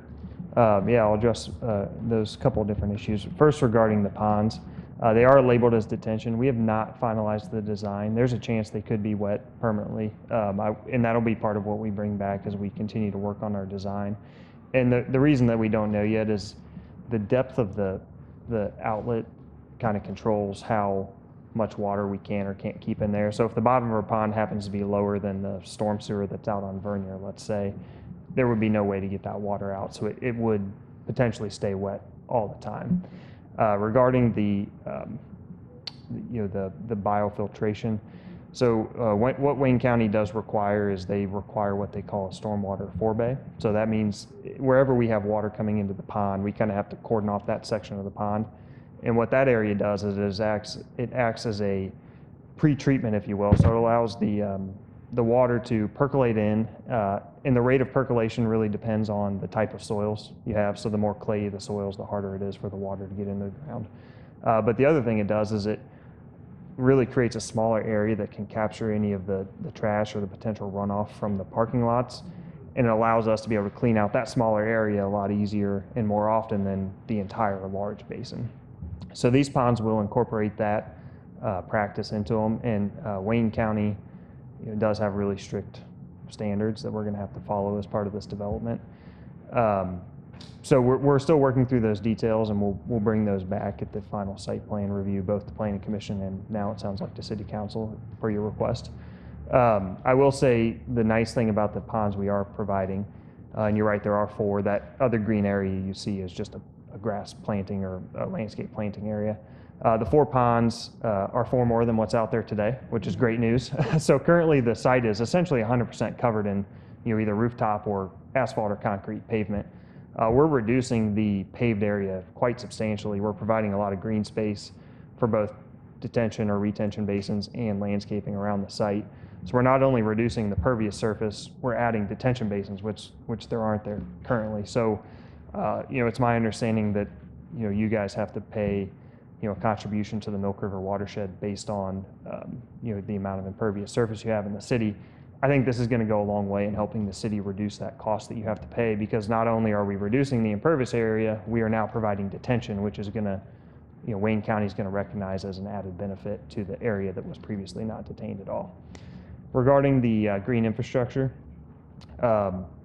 it's a timely question because we as a company, I don't think I mentioned previously, we have approximately 100 million square feet of buildings across the country. So we're building more and more every day. So we have a really active portfolio. And as part of our look towards the future and our look towards potential sustainability initiatives, we're really challenging our building team. We've got a team of really dedicated project managers that understand these buildings inside and out. We're challenging them to look at the structure of our existing buildings and our future buildings to determine how they can support solar panels. So we're going to go back and look at our previous building specification, and we're going to see if we could retrofit those buildings with solar panels. And then as moving forward, we're actually modifying our structural design of our roof to make sure that the buildings could in the future support solar panels.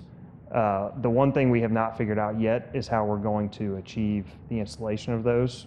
We're really good at the industrial development, the building, the leasing, and the owning and the maintaining. We're not really good at solar, so we're looking for a partner either regionally or nationally that we can work with that would want to own and operate those solar panels, because if we did it, we don't think we would do it to the best of our ability, because it's not what we do. We want to bring in somebody that really understands solar, that can really harness that potential and make the most of it. So while I can't guarantee there's going to be solar panels on top of the roofs, I can guarantee that the roof will be able to support it if we can find a user that wants to put them on top of there. I think the good news here is that DTE is very active in solar, and they're the electric provider here, obviously. So in areas that we can work with the local energy provider to maybe utilize or to own those solar panels, I think that's better for us. A lot of the areas around the country, you don't see the energy provider that's that interested in solar yet, but DTE is extremely active. So we think there's really good possibility here for implementing that. So we're going to continue to explore that as we move into the building phase. Other green infrastructure that we want to build. So there's a couple of different green certifications you can get. So the first is called Green Globe certification, and that's kind of the lower level of the green initiative. So what that does is you get credit for, not taking construction debris to the landfill. You get credit for LED lighting, auto monitoring for lighting, so the lights turn off if somebody's not in the room, they turn on when somebody comes into the room, things like that. We will certainly achieve that, but the thing that we're also looking at on a national portfolio is what they call a LEED volume program. So LEED is kind of the standard in green building initiative, so it stands for Leadership in Energy and Environmental Design. And their volume program allows a developer, such as ourselves, who build a lot of buildings, to qualify our base building specification to meet LEED standards. So what we're trying to do is modify our buildings to meet LEED certification standards at a minimum. So the goal would be every building moving forward can at least meet LEED certification at its base level. And then we could add certain upgrades as we move forward and, potentially want to upgrade different fixtures to maybe achieve a higher level of the LEED. But we're looking into that LEED volume program in an attempt to get every one of our buildings to meet that.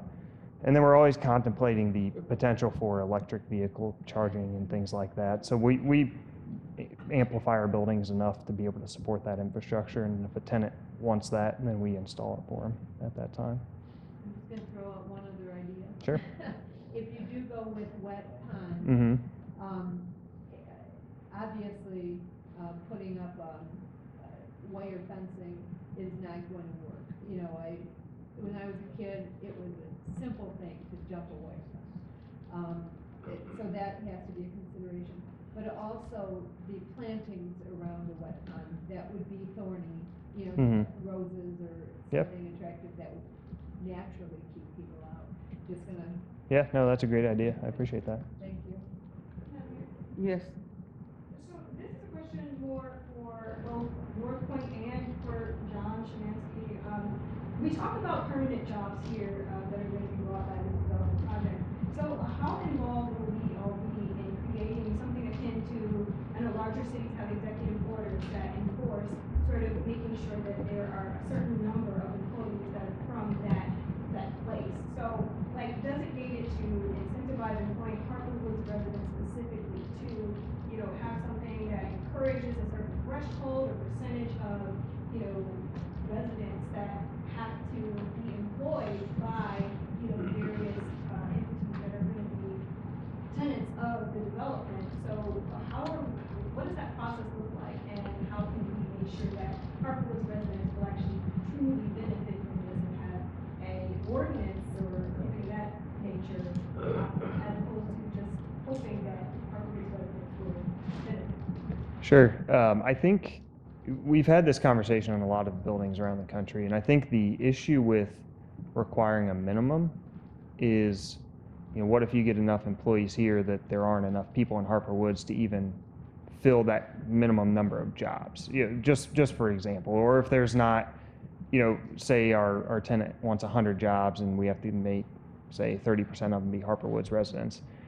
If they can't fill that 30, even if they try, what's the pullback, I guess, on that? How do you get around that if they really make an effort to attract local residents to the jobs and they can't get them? What impact does that have? Are they then allowed to go outside and recruit employees from elsewhere? So I think that's a difficult proposition. I will say one thing that we've seen have success is that we work with employers to, any new job that they bring in, they advertise it for the first 1 or 2 weeks to residents only. That way it gives the residents a leg up on being able to be the first ones to apply, the first ones to interview, and hopefully the first ones to get the jobs at that point. And we've seen that really have a good effect on getting residents who want to go there and work the jobs that they want. I think it's a potential detriment to the employers if they have to meet a certain minimum and they physically can't because they can't find the employees even if they try. So we're open to continuing those discussions with the city. I think that's a great idea, and that's one of the reasons that we like this area. We want to be able to attract the employees from close by because we think they're going to be stickier employees for our tenants, if you will. Our tenants, people want to be able to walk to work. They don't want to have a 30-minute commute. So if they can attract a local resident that can walk to work or ride their bike to work, we think that's a really good opportunity for them to be a long-term employee of that tenant. So we're definitely open to some suggestions that you or the city manager may have, but I think that's one that we would throw out as maybe a 2-week head start for local employees to apply for jobs. And I have a comment, Council Member Lyons.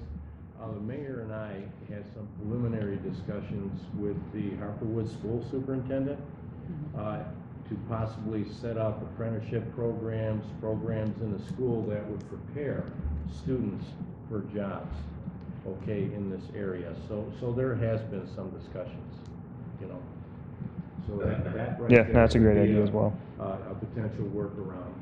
Yeah, in the goal of a strong local school system is to be able to have those students stick around in your community afterwards and just raise their families and just build that second generation or third generation.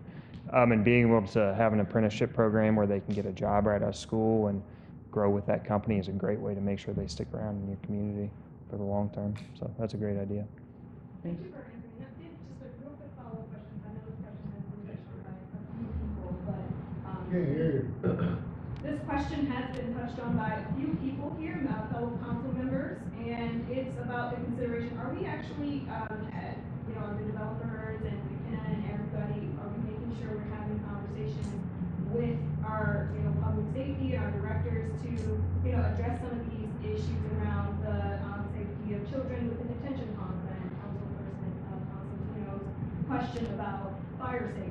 So are those things that are also being, considered when it comes to the whole grand scheme of this development project? Yep, they definitely will be. So we've worked closely with your building reviewers thus far to start talking about how our buildings are going to kind of blend with your existing building code. So as we further our development of these plans, we'll certainly start working with the police and fire and rescue, public works, those different departments to make sure that what we're proposing is feasible, in their mind. And that a lot of that happens at the building permit stage. All of those different departments have to sign off on the building permit, specifically fire. That's always a big concern, is access for fire trucks and the ability to fight a fire if needed. So that'll happen at the building permit stage really in detail, but we will definitely be starting those conversations here in the next several weeks as we ramp up the design of this project. Councilman Toussaint? Yes, thank you very much. Councilman Lyons will bring up the part about the jobs. I talked to Northpointe on one or two occasions, because I want to clarify, posted I was going to do on Facebook. And they're very into making sure we can employ many local people. In fact, at the Cadillac plant, they also had people, even so many of the local people they hired as part of the construction part, they even had people walking to work. So they've done a pretty good job of sort of reaching out to make sure the community is involved in it. Another concern I had too is I know we are pushing for you to have more windows, like 20% glazing. Let me ask you a question on that. How tall do you go? Do they go to 1 story, 2 story, 3 story? Stories is a hard way to answer that. I'll say it in feet and then compare that to a typical story, which may help answer your question. So the way we measure our building height is what we call clear height, which would be the distance from the floor to the lowest point of the roof within the building. So that's what the tenants are looking for, so they can understand how high they can stack product within the building. So the 2 smaller buildings we would propose to be what we call 36-foot clear, which means that from the floor to the ceiling, they're 36 feet tall, but then you factor in the slope of the roof, so it gets taller as the roof goes up so water can properly drain. So those buildings would be, approximately 48.5 feet tall, 49 feet tall from the outside.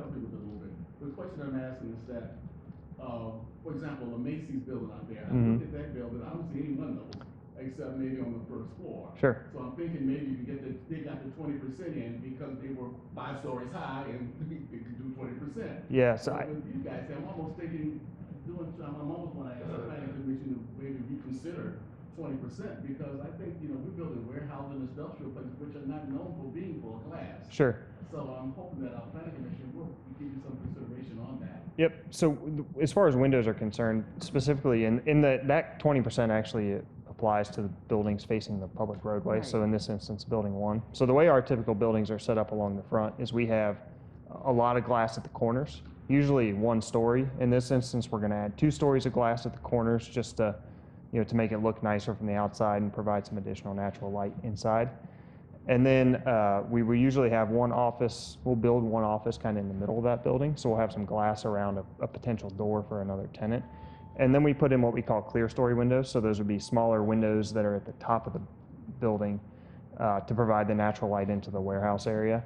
The reason we don't have more windows along the bottom is you're right, the 20% I think is a product of your zoning code being written a lot more towards retail and commercial than it is for industrial. We don't have a lot of windows along the bottom because of the use in there. So you potentially have product, within the building right behind those walls.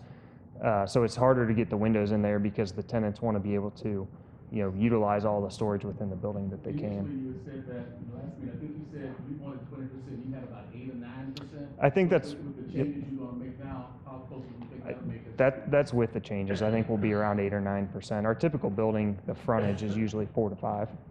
So we're proposing to double that approximately. And again, we're working through our final elevations, which is part of the reason we're coming back to Planning Commission and now City Council for final approval. I don't know what would be involved, I was hoping that we would get the. Yeah, certainly. And part of the reason is the scale of these buildings. Again, the height and the width, reaching 20% is a pretty substantial amount of glass along the front of the building.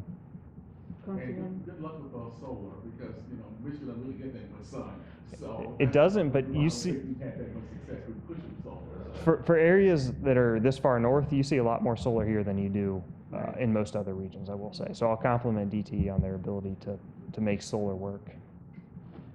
Councilwoman Pies? I just wanted to mention something that you and I had spoken about at the previous council meeting, just to address people's concerns about air pollution, if you will, and noise pollution. I recall you saying that you'd be planting, Northpointe would be planting about 300 bushes and trees at specific areas, I guess around your target areas. Yep. To address those concerns, especially for the residents. Yep. Yeah, and as you can see, our kind of really pavement-focused areas are focused towards the center of the site, and our green space, the ponds, and the rest of the green space is really exterior to the site, which is where the bulk of those plantings are going to be, which should help the noise and the pollution as well. It sounds like you still have a lot to do. Can you speak in the microphone? I'm sorry, it sounds like you still have a lot of work to do. I'm wondering when you plan on going to the planning commission again? Our goal would be to be at their September meeting, which I think is the 3rd week of September.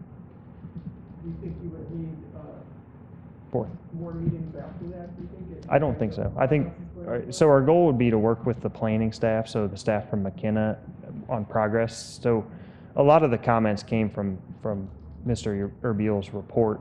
So the goal would be to be updating our plans, working with him to make sure we're meeting his intent before we, and then it would be ideally come back to planning commission one time, present it, maybe come away with a few minor conditions if they want to see a few minor things changed.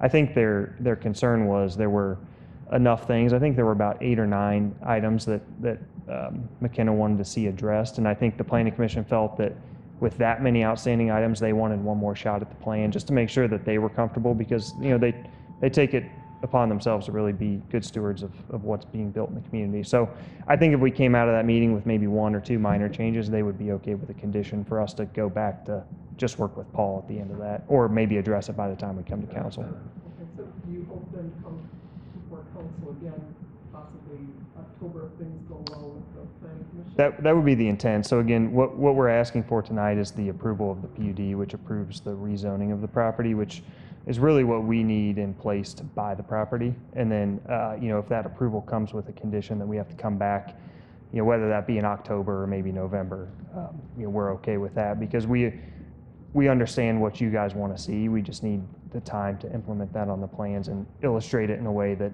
makes sense to everybody and is clear to everybody.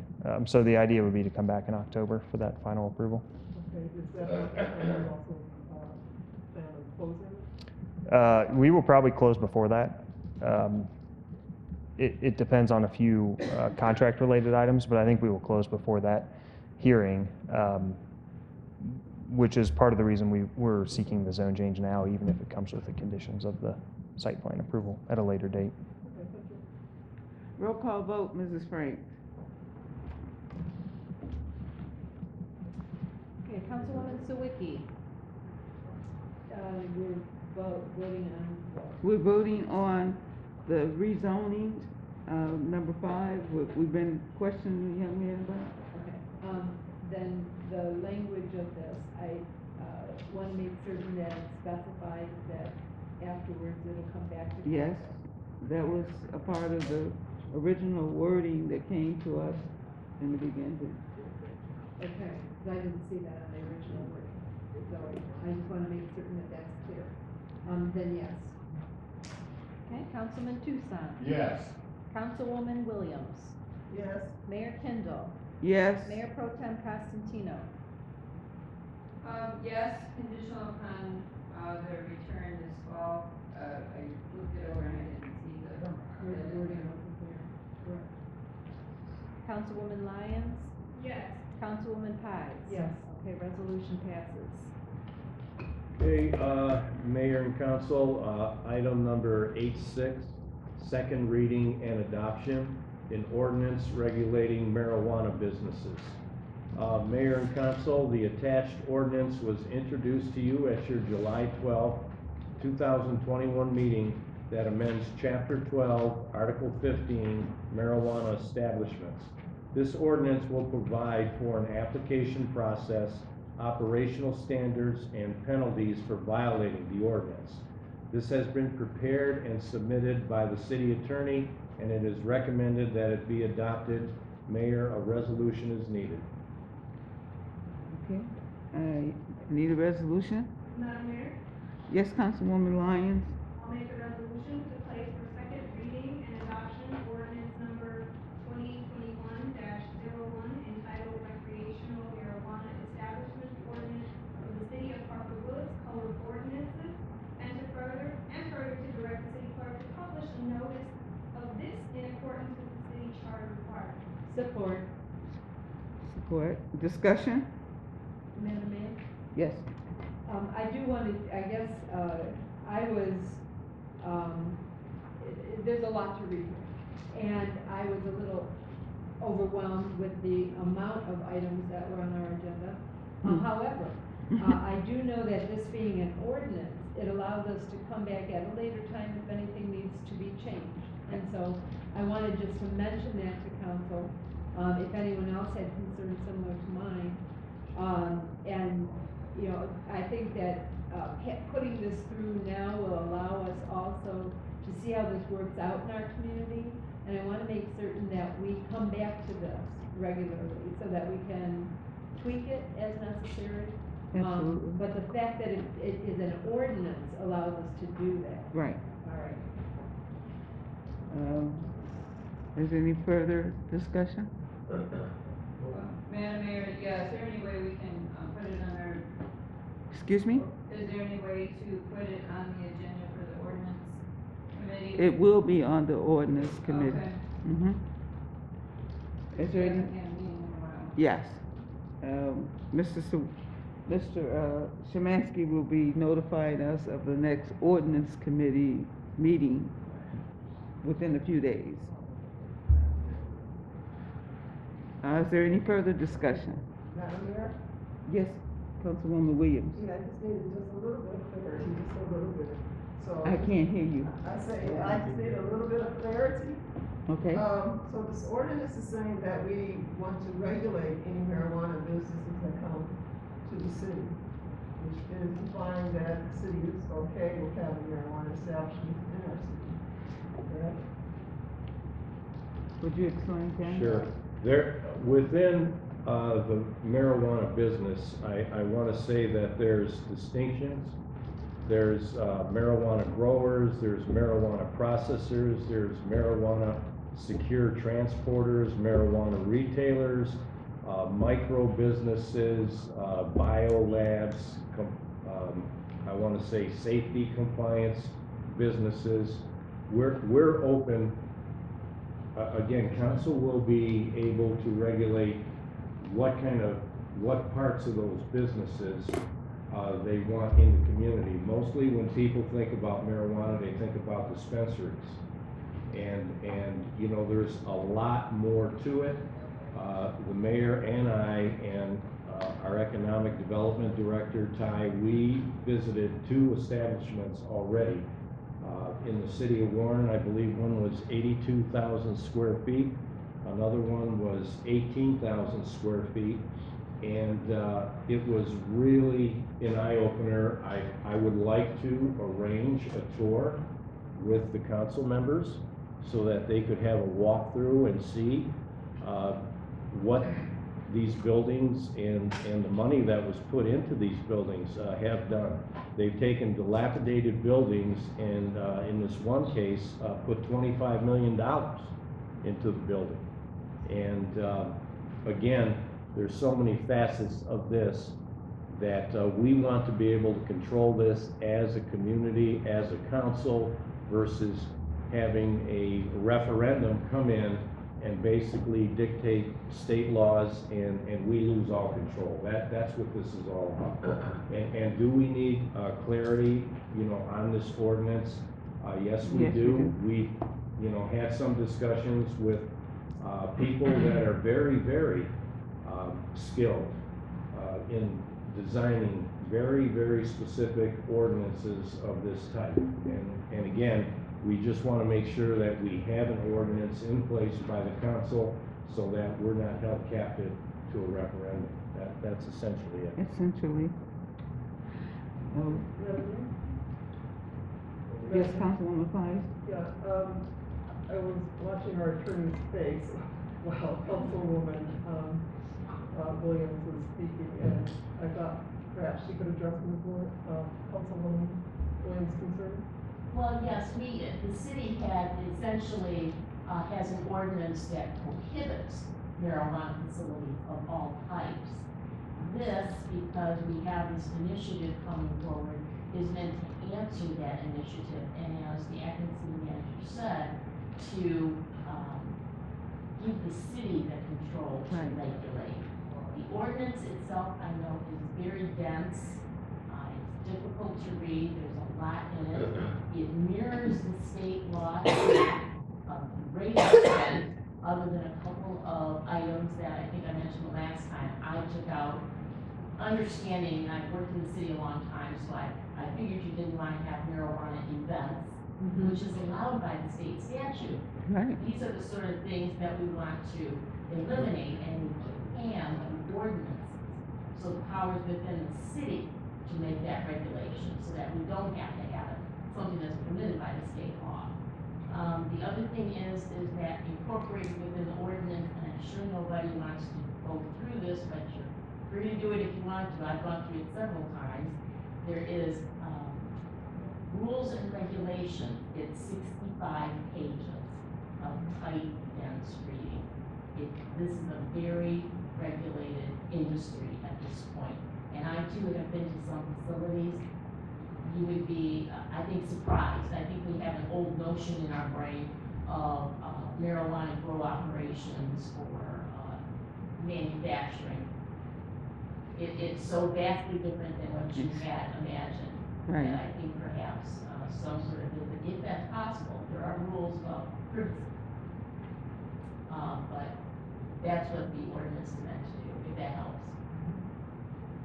Madam Chair? Yes. I would say some people may have mixed opinions about whether we should have marijuana. Not everybody wants it, and I agree to some extent. But we kind of put it back against the wall. Either we make the ordinance ourselves, or it will be forced on us to do something. Right. At this point, it's gonna really give us a chance to at least have some control. Okay. Madam Mayor? Yes, Councilwoman Pies? Since we're talking about industrial zoning tonight, I'm wondering if something like marijuana, No. some sort of business would fall into that same kind of zoning. It's up to the city as to where they want to zone it at, Right. totally within your control. You make the designation. as opposed to someone else making the designation. That is absolutely correct, but that's up to the city. If within your ordinance, you can make the designation, as I have in another city, as a matter of fact. They only permit marijuana grow operation in their industrial sector.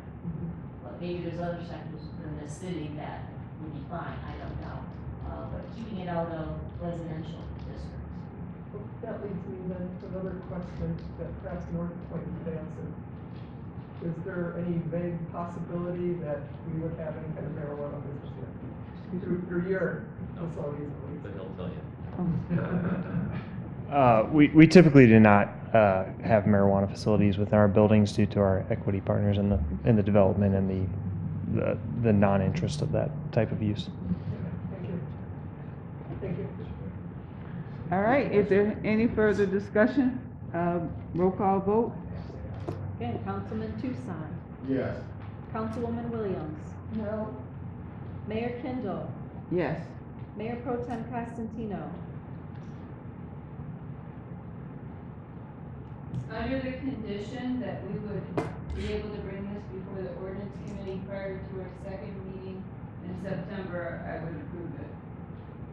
is that a yes? Under that condition only. It was either yes or There's no. not the motion on the table, or the resolution on the table. Well, until we have a meeting, planned, then it's a no. Okay. Councilwoman Lyons, Yes. Councilwoman Pies, Yes. Councilwoman Sawicki. yes. Okay, resolution passes.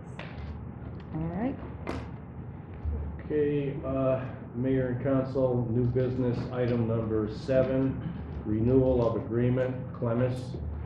Mayor and Council, the existing 5-year agreement with Clemis, Oakland County is expiring, and they are requesting a new 5-year agreement for information technology services, IT. The scope of these services cover technical assistance, upgrades, and service for the various Clemis technology platforms that are currently in use by the police and fire departments.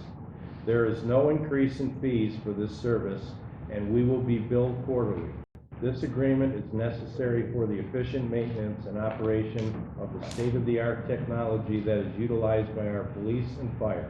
It is recommended that this be approved. Mayor, a resolution is needed. Yes, I understand. Councilwoman Sawicki. Thank you. By resolution to approve the 5-year agreement with Clements, Oakland County for information technology services in the annual amount of $26,897 to be paid in quarterly installments of $6,724.25, and further to authorize the acting city manager to sign this agreement on behalf of the city of Harper Woods. Support. Support by Councilwoman Pies. Discussion. Madam Mayor? Yes, Councilwoman Lyons. Well, I have a question. In the future, perhaps we could consider maybe more local services or, services within Wayne County that can provide the same sort of, arrangements just to support more local entities that can help the community, the funds of the community stay within the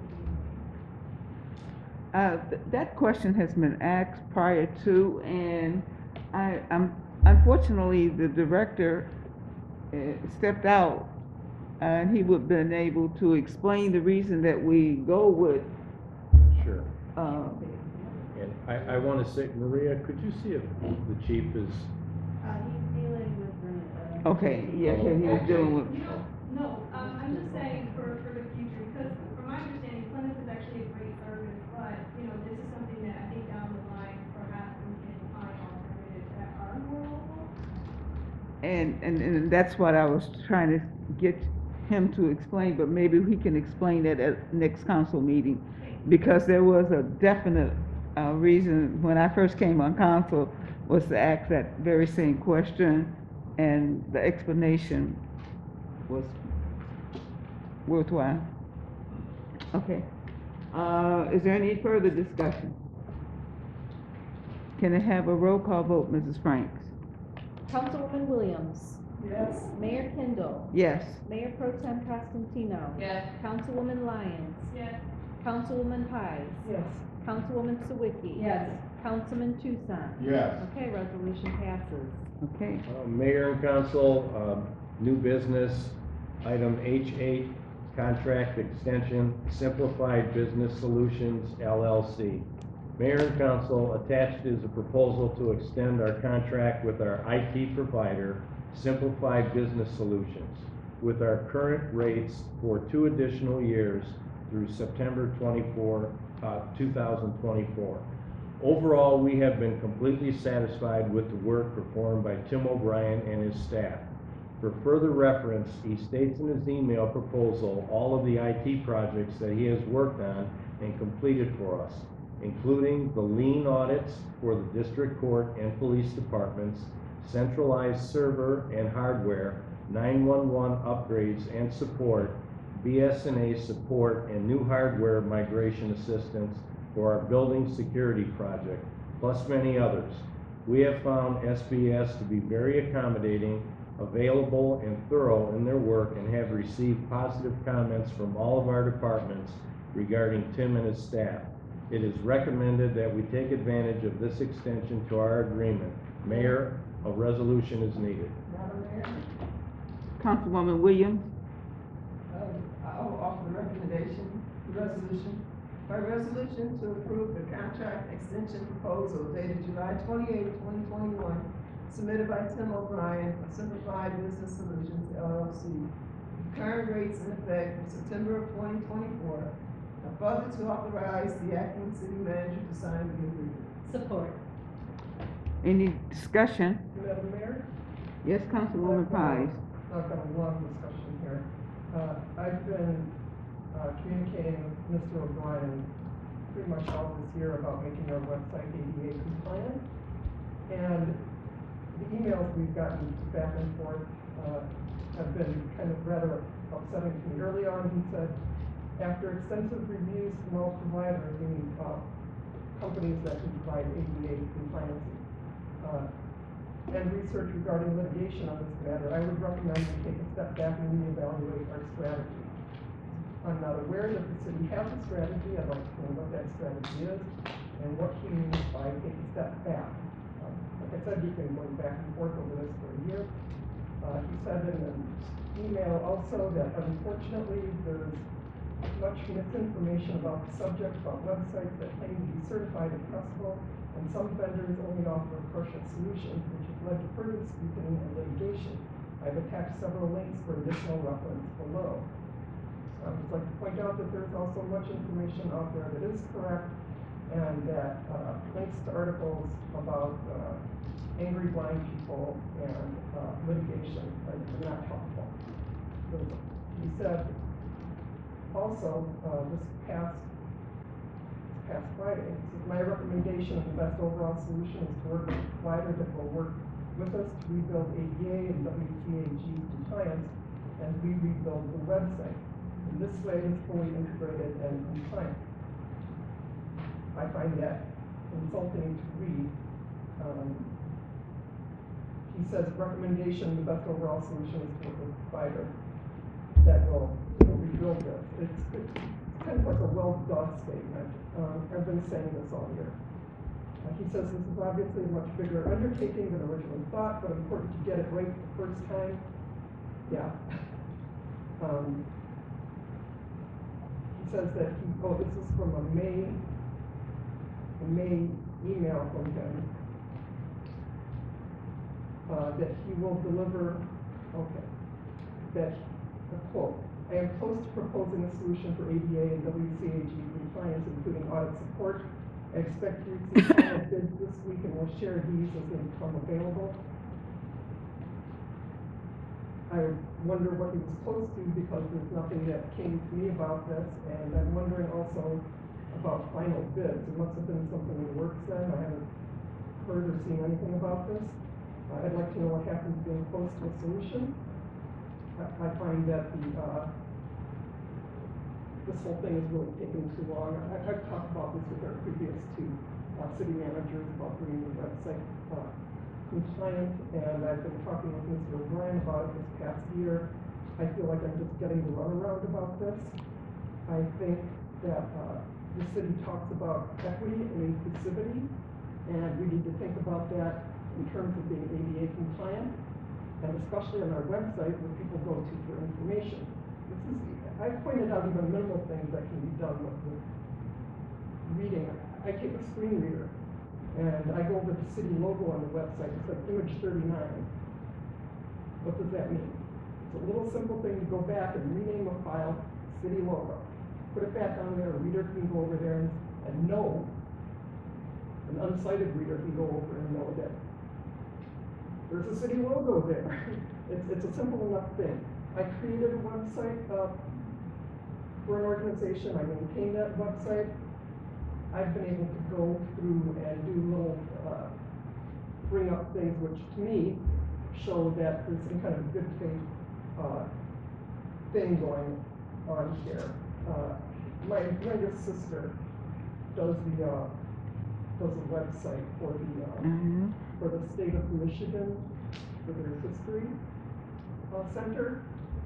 I've been over this with her all year.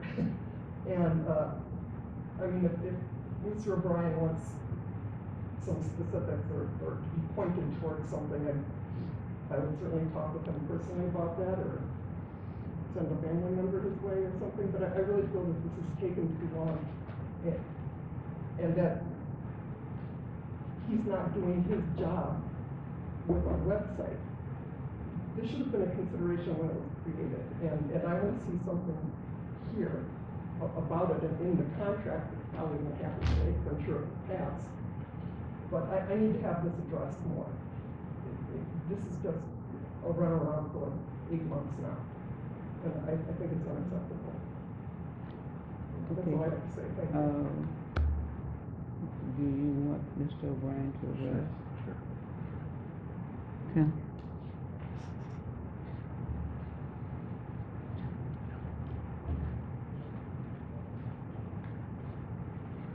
Good evening, council members, mayor, interim city manager, and residents of Harper Woods. I have been maintaining the IT infrastructure here at the city for a couple of years. Previously, I had been supporting the city for about 4 years with another company, and the city brought me back under my own contract, under my own company, to take care of them. Obviously, everything that we've heard has been very acceptable. I do apologize that you feel like, we've been giving you the runaround. I guess, what I found and what I thought I was going to be able to provide quotes for, again, wasn't what I thought it originally was. And I provided those links because those were further communications about companies that weren't really doing what they had said they would do. If you provide an overlay over a website that only covers half of the accessibility of a website, that's really not doing it the correct way. So that's why I thought we needed to take a step back. We've been taking a step back to January. Yeah, again, I would argue that we really haven't been working on it for that long. There was a request to inquire about accessibility, probably in one of the January, February, March meetings that we had, and at that point we started discussing it and I started investigating that. But it's just recently that I've had the time to really get down to kind of the nuts and bolts of the website and what is really needed. Sure, we can change some of the logos, some of that language, but understand there's about over 100 links on our website. All of those links would need to be changed. So I'm not opposed to working up a budget to start making some of those simple changes. But what I would again recommend is that we take a step back and we bring in an accessibility specialist that can help us overall with the website. I don't know if that's a redesign of the website or not. That still needs to be made, but I'm more than willing to invest some more time in that. That's not a problem. Excuse me? Again, We didn't hear what your comment was. I'm sorry. yeah, again, just what I mean is reevaluate where the website is at and how we can make that accessible if we're in the right place for that or not. That was not, the litigation and things that we heard in January, February, those are after we had already done the website. you know, I've represented, provided IT services for a lot of different cities, and they don't have accessibility on their sites at all. So that was not a main consideration when we did the website. And I'm sure it should have been, but it just wasn't because it was not common at that point. It's a government, as a government entity, I really believe we need to have this. Maybe perhaps at some point, I've been told there's something in Title I also that can be found in, related to this, but Title II is it? Okay. But perhaps you can follow up on that and you can have at least something that looks like a good faith effort on the part of the city, I would hope, within the next 6 months or so. Absolutely. Is there any further discussion? Yes, are you saying that right now, one of the churches that we're not complying, that we need to be, or? It's And they're not arguable under- whether or not an organization needs to be. However, we're a government entity, and I believe, and probably most government entities do believe, that they need to be fully accessible to the people that they represent, which also means people who have vision problems. And every computer, you look on your computer right here and you'll find a screen reader if you look for it, which will give you the basics of when you go to a website. I think there just needs to be some more accessibility. And I think that this past year, the city has been very, very open and sincere and working towards inclusivity and equity. And I think part of that, we sometimes forget, extends also to ADA, people with disabilities. Absolutely. And so I want to make that a point and know that we are in some way at least addressing it beyond just a conversation or even angry ranting on my part. I really think it needs more to be addressed. I wholeheartedly agree, and you know, I do a lot of work for my church, and we're trying to hire a new rector, and you know, and the website is a bit of a mess, and they want me to do the website, but accessibility is a main part of everything that I consider at this juncture. I wholeheartedly agree and can work with you on that. There's different levels of compliance. If we at least started on the bottom level, I think that would be great. You want to table this or something, or? No, we're not gonna table it. Yeah. If you don't mind. I have a little problem, I have the utmost respect for the concerns that, Councilwoman Pice brings to the table. I wish that these concerns had been addressed more at the council table earlier than tonight. Mm-hmm. You know, and I understand you're taking your concerns directly to our vendor, you know, but I think that we can't necessarily act alone, you know? And so I would just suggest that, follow through, might be done more appropriately, through this acting city manager. Right. Or through, mentioning it more at the council table, you know? Because, saying, and I understand totally your concerns, and I wholeheartedly agree, but your discussions with our vendor directly kind of exclude the ability of the city to get involved in something like that. Our acting city manager has been CC'd on our email. Right, but you know what I'm saying, But, is that, you know, the larger- you know, as a council member, I have only one vote out of 7 people, and when we act as a council, we should be acting in, you know, the majority of the council acting together. And so I just kind of want to mention that to the whole council, that this is a, you know, this is a joint kind of thing. It's not an act alone and get in touch with, you know, this person or that person on our own, even though we might want to have something done. It's just, I just wanted to mention that. All right. And Mayor, to that end as well, I mean, I understand we're paying $85 an hour. So I'm wondering if having, one person contacting rather than going through the whole body, if that is increasing the cost to our taxpayers. Because if he's charging $85 an hour and he's answering emails from a single council member, that may take a considerable amount of time, and that is an expense to our taxpayers, where this is an issue. I certainly support it, but it's probably an issue that should be, put out through the whole council rather than, individually spending taxpayer dollars. All right. Okay, is there any further discussion? Yes. I just have a, just sort of comment here that, essentially, perhaps there can be a way to reach out to some of the you mentioned, WCAG compliancy and ADA compliance.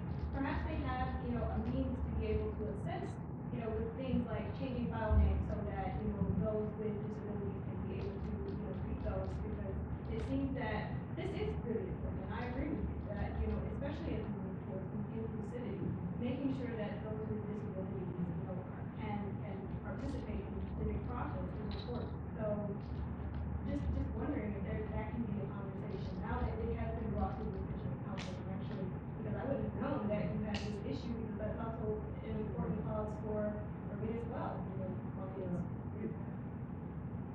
All right. I can provide websites later, WCAG isn't, we're go to them, but I can explain it later. So, in the future, you would go through John. I have been seeing Mr. Sharansky on this, keeping him in the loop about what's our conversations. Mr. O'Brien has been replying to all of us, so I've been keeping at least our acting city Okay. manager. All right then, we'll move forward from that one. Was there any possibility that maybe we could just ask him, like, maybe give us monthly updates on some changes, gradual changes he's making, compliant? Is that what you want to say? What the bottom line is, I take it from Councilwoman Pies, is that she wants us to move forward with ADD compliance. And so what he needs to do is bring that information to Mr. Szymanski, and then we will move forward from that point. It's not individually, we should not be in contact with our vendors requesting things. It should all flow through our acting city manager. We should not be on that slippery slope, so to speak, because it's just like we don't have direct contact with our city attorney. You have to go through the acting city manager or the city manager to do those things. So I agree. I mean, I have quite a few friends that are blind, and they have to have certain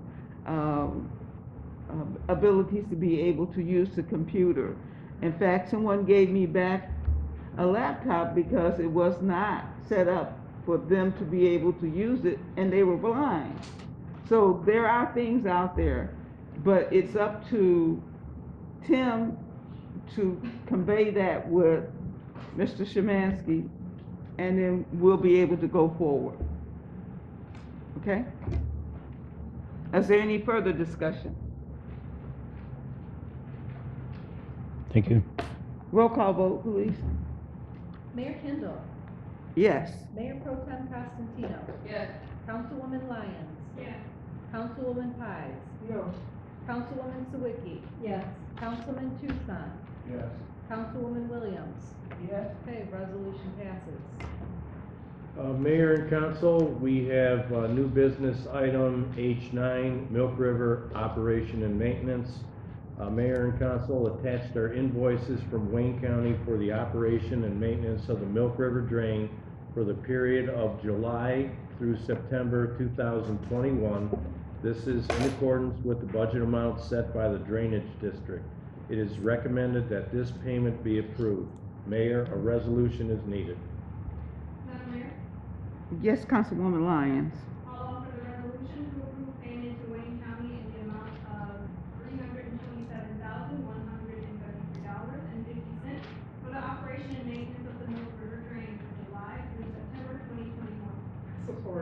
Support by Councilwoman Pies or Williams? Pies, okay. All right, discussion? Madam Chair? Yes? I just asked a little while ago about this Milk River, $327,000, and you said that was for a half a year, but right now you said July to September. That's two different That's things. Tory Road pumping. Tory yeah, Roads is- Totally different. It's Totally two different, Yeah. it's two different systems. And thank God we have both of those systems. I don't believe you, I don't want to Yeah. challenge that, I just put it Yes, wrong. thank God we do. All right, is there any further discussion? Madam Mayor? Yes, Councilwoman Pies? Perhaps acting city manager Sheehan speak, could just briefly explain the difference between the Milk River facility and the Tory Road facility. Yes, the Milk River facility, what they do is they treat sanitation, stormwater runoff along with sewage, and they move it through the system. Tory Road Pumping Station is a diverter, a pumping station that takes all of the sanitation out of the city of Harper Woods when there is an overflow in the Milk River drain system. And overflow would occur when we have these heavy rains that will downpour maybe 4 inches of rainfall within an hour or two, and put a tremendous pressure on the whole entire stormwater drain system. It's very good for us to have these two systems, this diverter system plus the Milk River drain system. Even with the backups that we had in the basements of Harper Woods residents, okay, it was all stormwater and not sanitation water, or a combination of sanitation and stormwater. So we were very fortunate this last time to have Tory Road working for us, diverting all the sewage out of Harper Woods. I want to say the Grosse Pointes, their system works different. Yeah. I'm still confused here with this $327,000 for 2 months. Is that every 2 months? Oh, no, this is actually a quarterly bill right here. And, yeah, this is a very expensive, operation. Yeah, very, very expensive. The Milk River, retention basin is probably as large as Comerica Field. Right. That's how big it is. It's almost like a mini Hoover Dam. And when we have torrential rainfalls like this, it collects the water and it treats the sewage rather than having the sewage discharge into the lake, going down through the Detroit River and going right into the mouth of the Detroit Water Plant, or Great Lakes Water Authority. So we pay over $1 million a year for Milk River? We pay a lot of money, yes we do, and we pay for the operation and maintenance and the building facility of that entire complex. It's a very costly item, but again, it protects our citizens. Otherwise, we would be experiencing sanitation discharges in the basements of Harper Woods residents on a regular basis. So Milk River is this amount for $1 million a year, and then do the Tory Road, which is $300 and something thousand. No, that's probably about $64,000 a year, just to use that system quarterly. Which one? Tory Road. $54,000? Yes, yeah, about that. And you want to explain one of the reasons that is so wonderful about this? Oh, and as a matter of fact, on the Northpointe development with the retention basins, there is not going to be as much surface, or what they call impervious surfaces. So the water will be draining into the stormwater system at a much, much slower pace.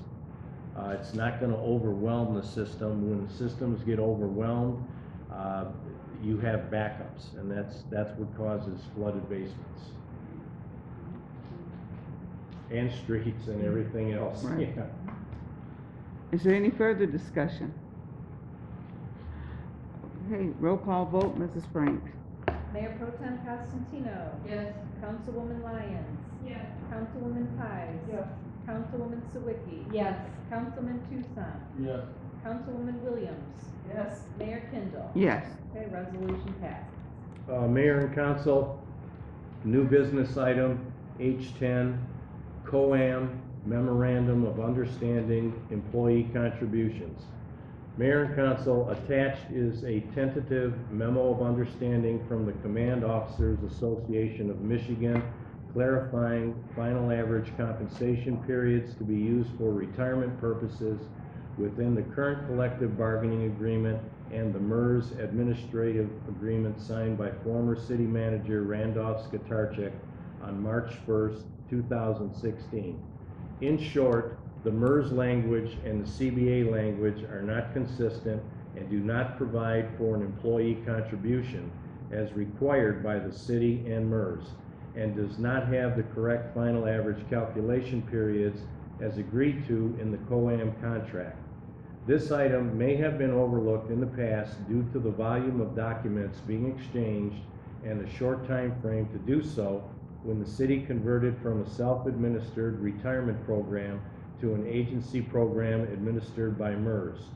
Furthermore, no employee was near the eligibility date to retire in 2016.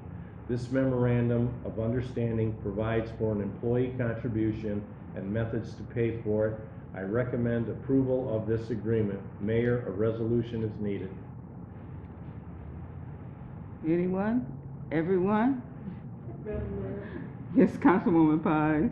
I'll offer by resolution to approve the attached memorandum of understanding between the City of Harper Woods and the Command Officers Association of Michigan providing specific language for interpretation of the method of calculating pension benefits accrued after December 1st, 2015, and the method of deduction of employee contributions. Support. Okay, support Councilwoman Sawicki. Any discussion? Madam Mayor, Yes, Councilwoman Lyons? since this is a tentative sort of memorandum of understanding, will we be revisiting this topic because I do think that this is quite a lot of information. I know I would have a lot more questions here about later as well. Okay, well, what has taken place is, I want to say that there was no language in the current Command Officer Association of Michigan contract that provided for any type of employee contribution.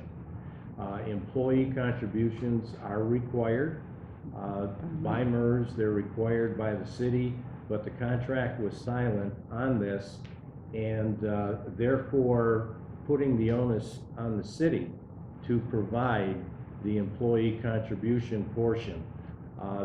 We in turn sat down, we clarified this issue. I want to say that this memorandum of understanding will be used as a template for the firefighters union as well. They have similar language. There is no provision in their contract to provide for an employee contribution. That's what this memorandum of understanding does, is it clarifies those areas. The city cannot take out a deduction from an employee's paycheck without an authorization. This gives an authorization. Madam Mayor? Yes. Just out of curiosity, because this was not included since 2016, there is no onus on the city to go back, is there? I mean, it's just No, going there's forward. nobody has retired, and employees, there has been one employee that has retired and has paid out of his own pocket the employee contribution. This makes it uniform right here. Thank you. You're welcome. Are there any further discussion? Roll call vote, Mrs. Franks. Councilwoman Lyons. Yes. Councilwoman Pies. Yes. Councilwoman Sawicki. Yes. Councilman Tucson. Yes. Councilwoman Williams. Yes.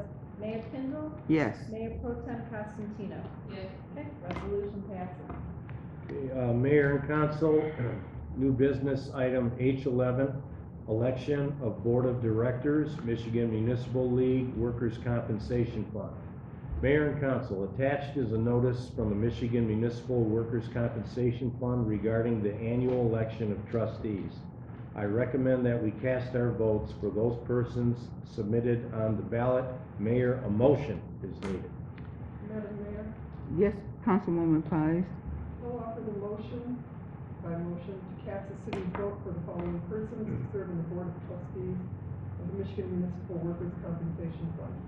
Lois Allen Richardson, Mayor of Ypsilanti; Brian Boggs, City Council Durand; Maureen Donker, Mayor of Midland; Scott Erickson, Manager Ironwood; and Susan Montenegro, Manager Munson. Support. Any discussion? All in favor? Aye. Anyone opposed? Motion carries. Mayor and council, a new business item, H12, designation of voting delegates, Michigan Municipal League. Mayor and council, as you are aware, the Michigan Municipal League will be holding their annual meeting during the September 22nd through 24th, 2021 convention, and it is customary to designate one of our officials as a representative to cast votes on the city's behalf for trustees, policies, and other business matters. It is also customary that the mayor be the designee and the mayor pro tem be the alternate. Mayor, a motion is needed. Madam Mayor. Councilman Toussaint. I motion to designate Mayor Kendall and the city's official delegate and Mayor Pro Tem Constantino as the alternative delegate at the Michigan Municipal League's annual meeting to be held during the September 22nd through September 24th, 2001 convention, unless another member of City Council is interested and plans to attend. Support. Any discussion? Madam Mayor? Yes. I know the little clause at the end, unless another member of city council is interested, plans to attend. I assume that we would find out at a later date whether you and, Ms. Costantino, will not be attending, in which case it would open it up for other members. All right, thank you. Any further discussion? All in favor? Aye. Is there anyone opposed? Motion carries. Mayor, that completes new business. Thank you, Jesus.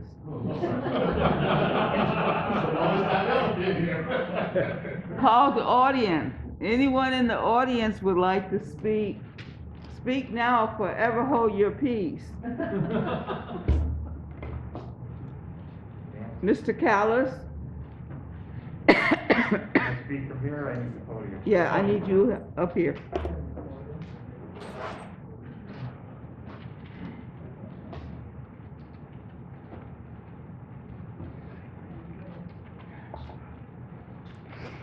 Good evening, Madam Mayor and City Council. It's nice to be live again.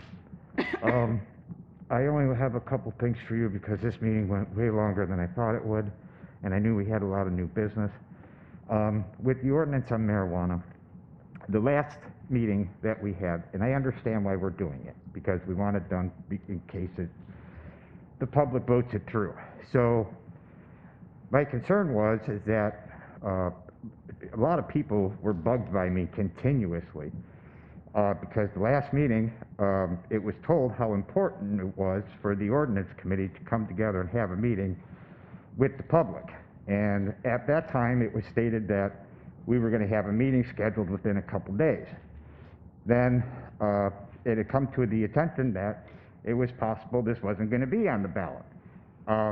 So I'm kind of confused as to how this went through the second time without the ordinance committee getting together. It seems like every time we talk about an ordinance meeting, we're putting it off and putting it off and putting it off for the things that we would like. The other three things is Beaconsfield traffic. Madam Mayor, please, I know we are short-staffed, but when I can sit in my home for an hour and count 7 cars going the wrong way, people turning on people's property to get into the side streets, it is absolutely out of control. And I talked about this last meeting. I've talked to our director about it, And all I keep hearing is that we're short-staffed, and I know that. But, you know, you're talking a construction zone, you're talking the wrong way, we are talking good fines of revenue. And I also brought it up to Bill that part of the problem could be when you're coming from Vernier towards Maross, the sign does say road closed. The problem is, underneath there, it states local traffic only.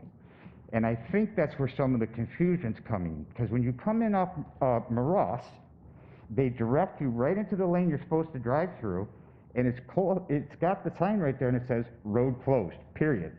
But coming the other way, I think maybe that's where some of the confusion is. And if we actually start busting some of these people, I don't want them to have a reason to get out of it in court, you know what I mean?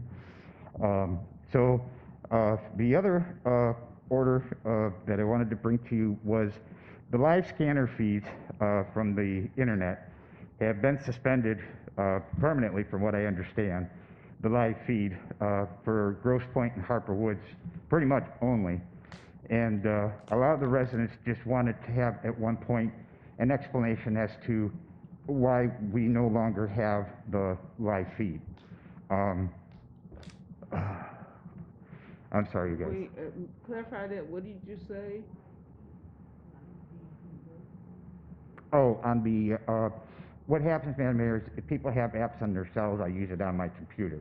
And you can go to the scanner places and you're allowed to listen to the scanner live, because, you know, that's allowed to the public. And what happened about a month and a half ago, or 6 weeks ago, all of a sudden it was gone. So I had all these residents hit me left and right, Dave, Dave, Dave, Dave, Dave. And then, you know, that of course comes to rumor, and I don't like rumor. You know, what's going around is that Grosse Pointe wanted to pay some big bucks for it. Mr. Smith wasn't able to direct it. We respond to it when I had asked, and now the live feed is completely gone. So residents have to spend $200 to $300 to get a scanner if they want to hear what's happening in Grosse Pointe and Harper Woods. The last thing I wanted to say is that as at the Planning Commission, I am very, very impressed by all the I's they're dotting and the T's they're trying to cross.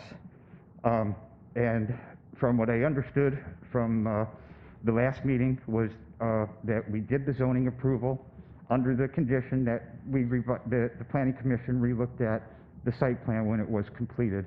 And I just wanted to thank everybody for all the work they've done on it. And that's all. And Mr. Callis, we offer our condolences to you in regards to your father. Thank you. Thank you. Is there anyone else from the city residents that would like to speak?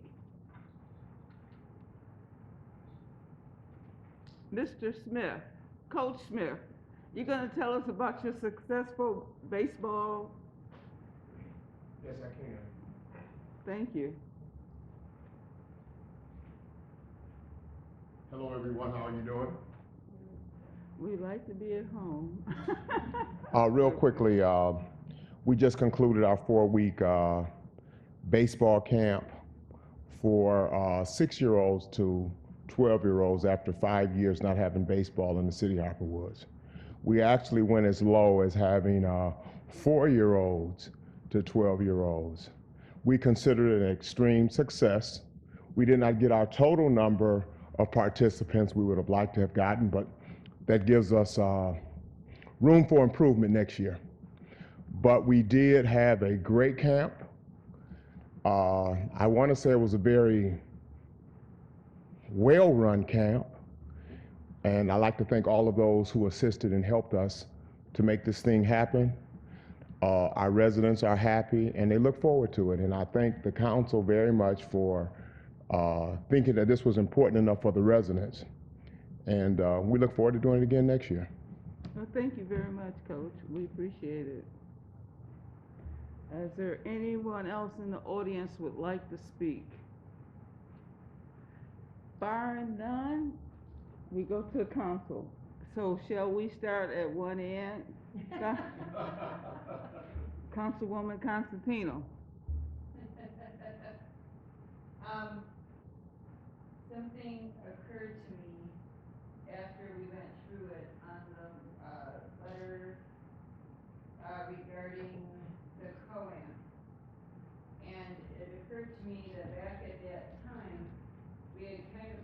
pause on it, this was several years ago, because of the, cost, the legacy cost to the city by letting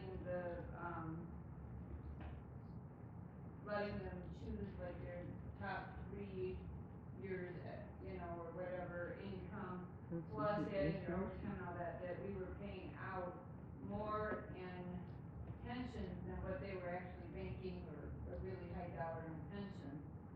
So, I mean, I see that this is coming back around. We're in a better financial situation now than we were at that time. But I just kind of wanted to revisit that for a second and make sure that we are able to afford this. Because I know at that time we were in a dire situation, and that was something that we had to cut back on. But I just wanted to I know that our acting city manager also very involved with our finances. Are we able to afford this? I understand Yeah. there's only a few people in that union, but. There's this, I want to say it'll be offset by the employee contribution, and their contract specifically speaks to a certain way of calculating the FAC that's never been negotiated different. And what has happened is when our pension system, when we had the city's pension system move over to MERS, this was an area that got taken care of after the ship had sailed. So it never was a problem or even discussed at that time because there was never anybody eligible. Well, now we're hitting the point where people are eligible, and now we have a conflict. And what's happening is you're having employees that cannot get this benefit because, again, a contribution isn't required in their contract, and now it is. So we're actually, it's saving us money because this would be arbitrated, and we would be in endless, legal battles over this. So this is some housekeeping items that are being cleaned up, and it's minimal cost. We can afford this. So, and we can afford the domino effect that it's like needed, but. It's not like, every single employee is eligible for this. It's only applicable to COAM and the firemen. Okay. Councilwoman Williams. Thank you, Madam Mayor. I just wanted to comment on 2 things. One is the success of the summer baseball program. So I'm looking forward to it again next year, and see advertising a little bit more and getting more participants coming out to participate next year. And the other one is I want to offer my sincere condolences to you, Mr. Callis, about the passing of your father. All right.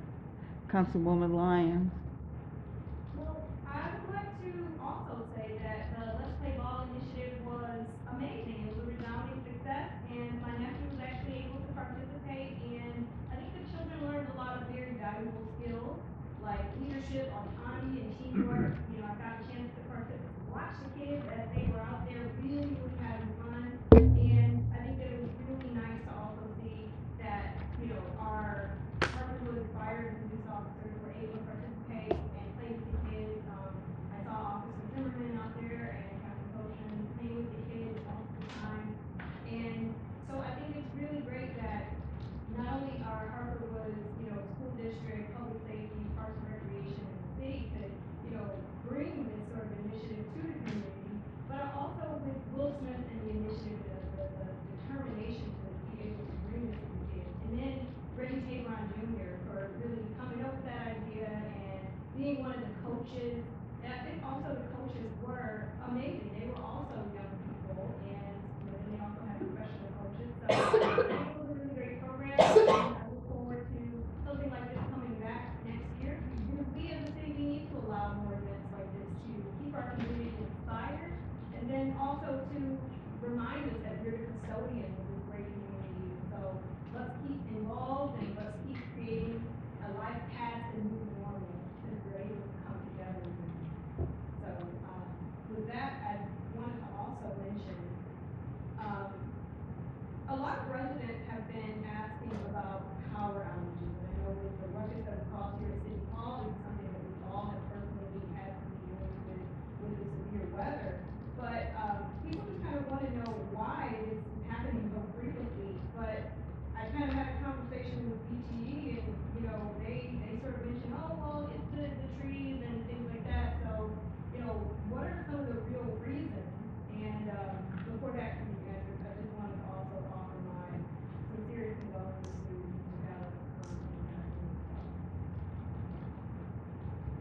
We will be addressing Yeah, DT, it's a complicated situation, but to put it simply, we are, City Hall, this little slice of City Hall, we're situated at the very fringe end of a grid. And I want to say our library is on another grid. Every time we have power outages here, the library is not affected. And what is causing the power outages is the fact that trees that grow not only in the right-of-way, but the mature trees that are in residential backyards, which are private property, DTE will cut down the trees in their right-of-way. However, on private property, residents don't want to have their trees cut down. Some do, some don't. I want to say that when DTE comes in, they're not exactly tree artisans. Right. That they will cut it right down to the stump. And yeah, people do not want that to happen. And when you have weather conditions like this, where you have high winds, high volume of water, especially with leaves and water, it acts like a sail, and the wind just topples a branch, that topples a line and knocks the power out. We're completely frustrated, you know, with the process, and today we didn't get power on in this building till about 6:45. We originally were going to have it in the conference room. Our power was out since about 3 o'clock. Yes, we were really scrambling just to get everything assembled here for the meeting tonight. So yes, it's frustrating. We are gonna have another talk with DTE. We're waiting for that. Ms. Pye? Nothing? Mr. Tucson? I'll make mine real quick. First of all, the thing about the DTE thing is, I used to have trouble with the limbs of my backyard from my neighbors. DTE would come out and they would kind of pick around a little bit because some people were so protective of some of these, even these tall weed trees, I call them, not like marijuana weed, but I'm talking about this medicine tree. And so DTE sometimes just won't cut them, and people won't cut them either. But anyway, one thing I also want to say was happy birthday to Ty Cole. He covered another milestone, and he left before we could. Yeah. Yeah, he left before we could. Okay. You know me, I have to say a few things. Yeah, I know you do. Well, I also want to extend my sincerest sympathy for the loss of Mr. Callis' father. He was a good man. We knew him from our church. But one thing Mr. Callis was brought up to me earlier today also by a resident who lives right in that area of Beaconsfield, being affected by drivers who have decided to move signs or drive the wrong way. I've seen it myself. Me I've too. seen cars going the wrong way and speeding up to try to get out of there. And I mean, to the point where if we cannot stop it through increased fines, through increased ticketing, maybe we have to close the road. Maybe it's just something that has to happen. Speed bumps, perhaps, that would prevent cars from using the road in that way. Definitely increasing the fines for anyone going the wrong direction. This is a one-way road. You know, they're defying the law in many ways. And you know, I have sympathy for people if they live on the road, but at the same time, there are ways of getting around the current construction that doesn't involve going the wrong way and potentially causing an accident. So that was the one thing that I wanted to mention. Secondly, when it comes to DTE, a resident contacted me and said it's the 14th time that he's lost power in the past year and a half, past 2 years. And there has to be a solution. If people have identifiable trees that are causing the outages to the entire, grid, then perhaps those people have to be notified. You cut your tree or you get a fine. You do something, because this is affecting more than just the has the errant tree. It's affecting the whole grid and all the neighbors that are, you know, on that grid. I've been very fortunate because I'm on the library grid. We haven't lost power. It flickered today, is my understanding. I wasn't home at the time. But in that regard, I thought the city also had a generator, so that when the power goes down, the generator is supposed to kick on. Didn't DT supply that? No, No. the generator that we have is on its last leg. We have applied for a grant with Distressed Cities, with the state of Michigan, for a generator. It was denied. However, with the ARPA funds that are available, that is going to be the #1 item we are going to be asking for. A generator to run this size city hall is probably in the neighborhood of about $220,000, $250,000. So that is going to be It's an essential yes, it service. is. I agree wholeheartedly.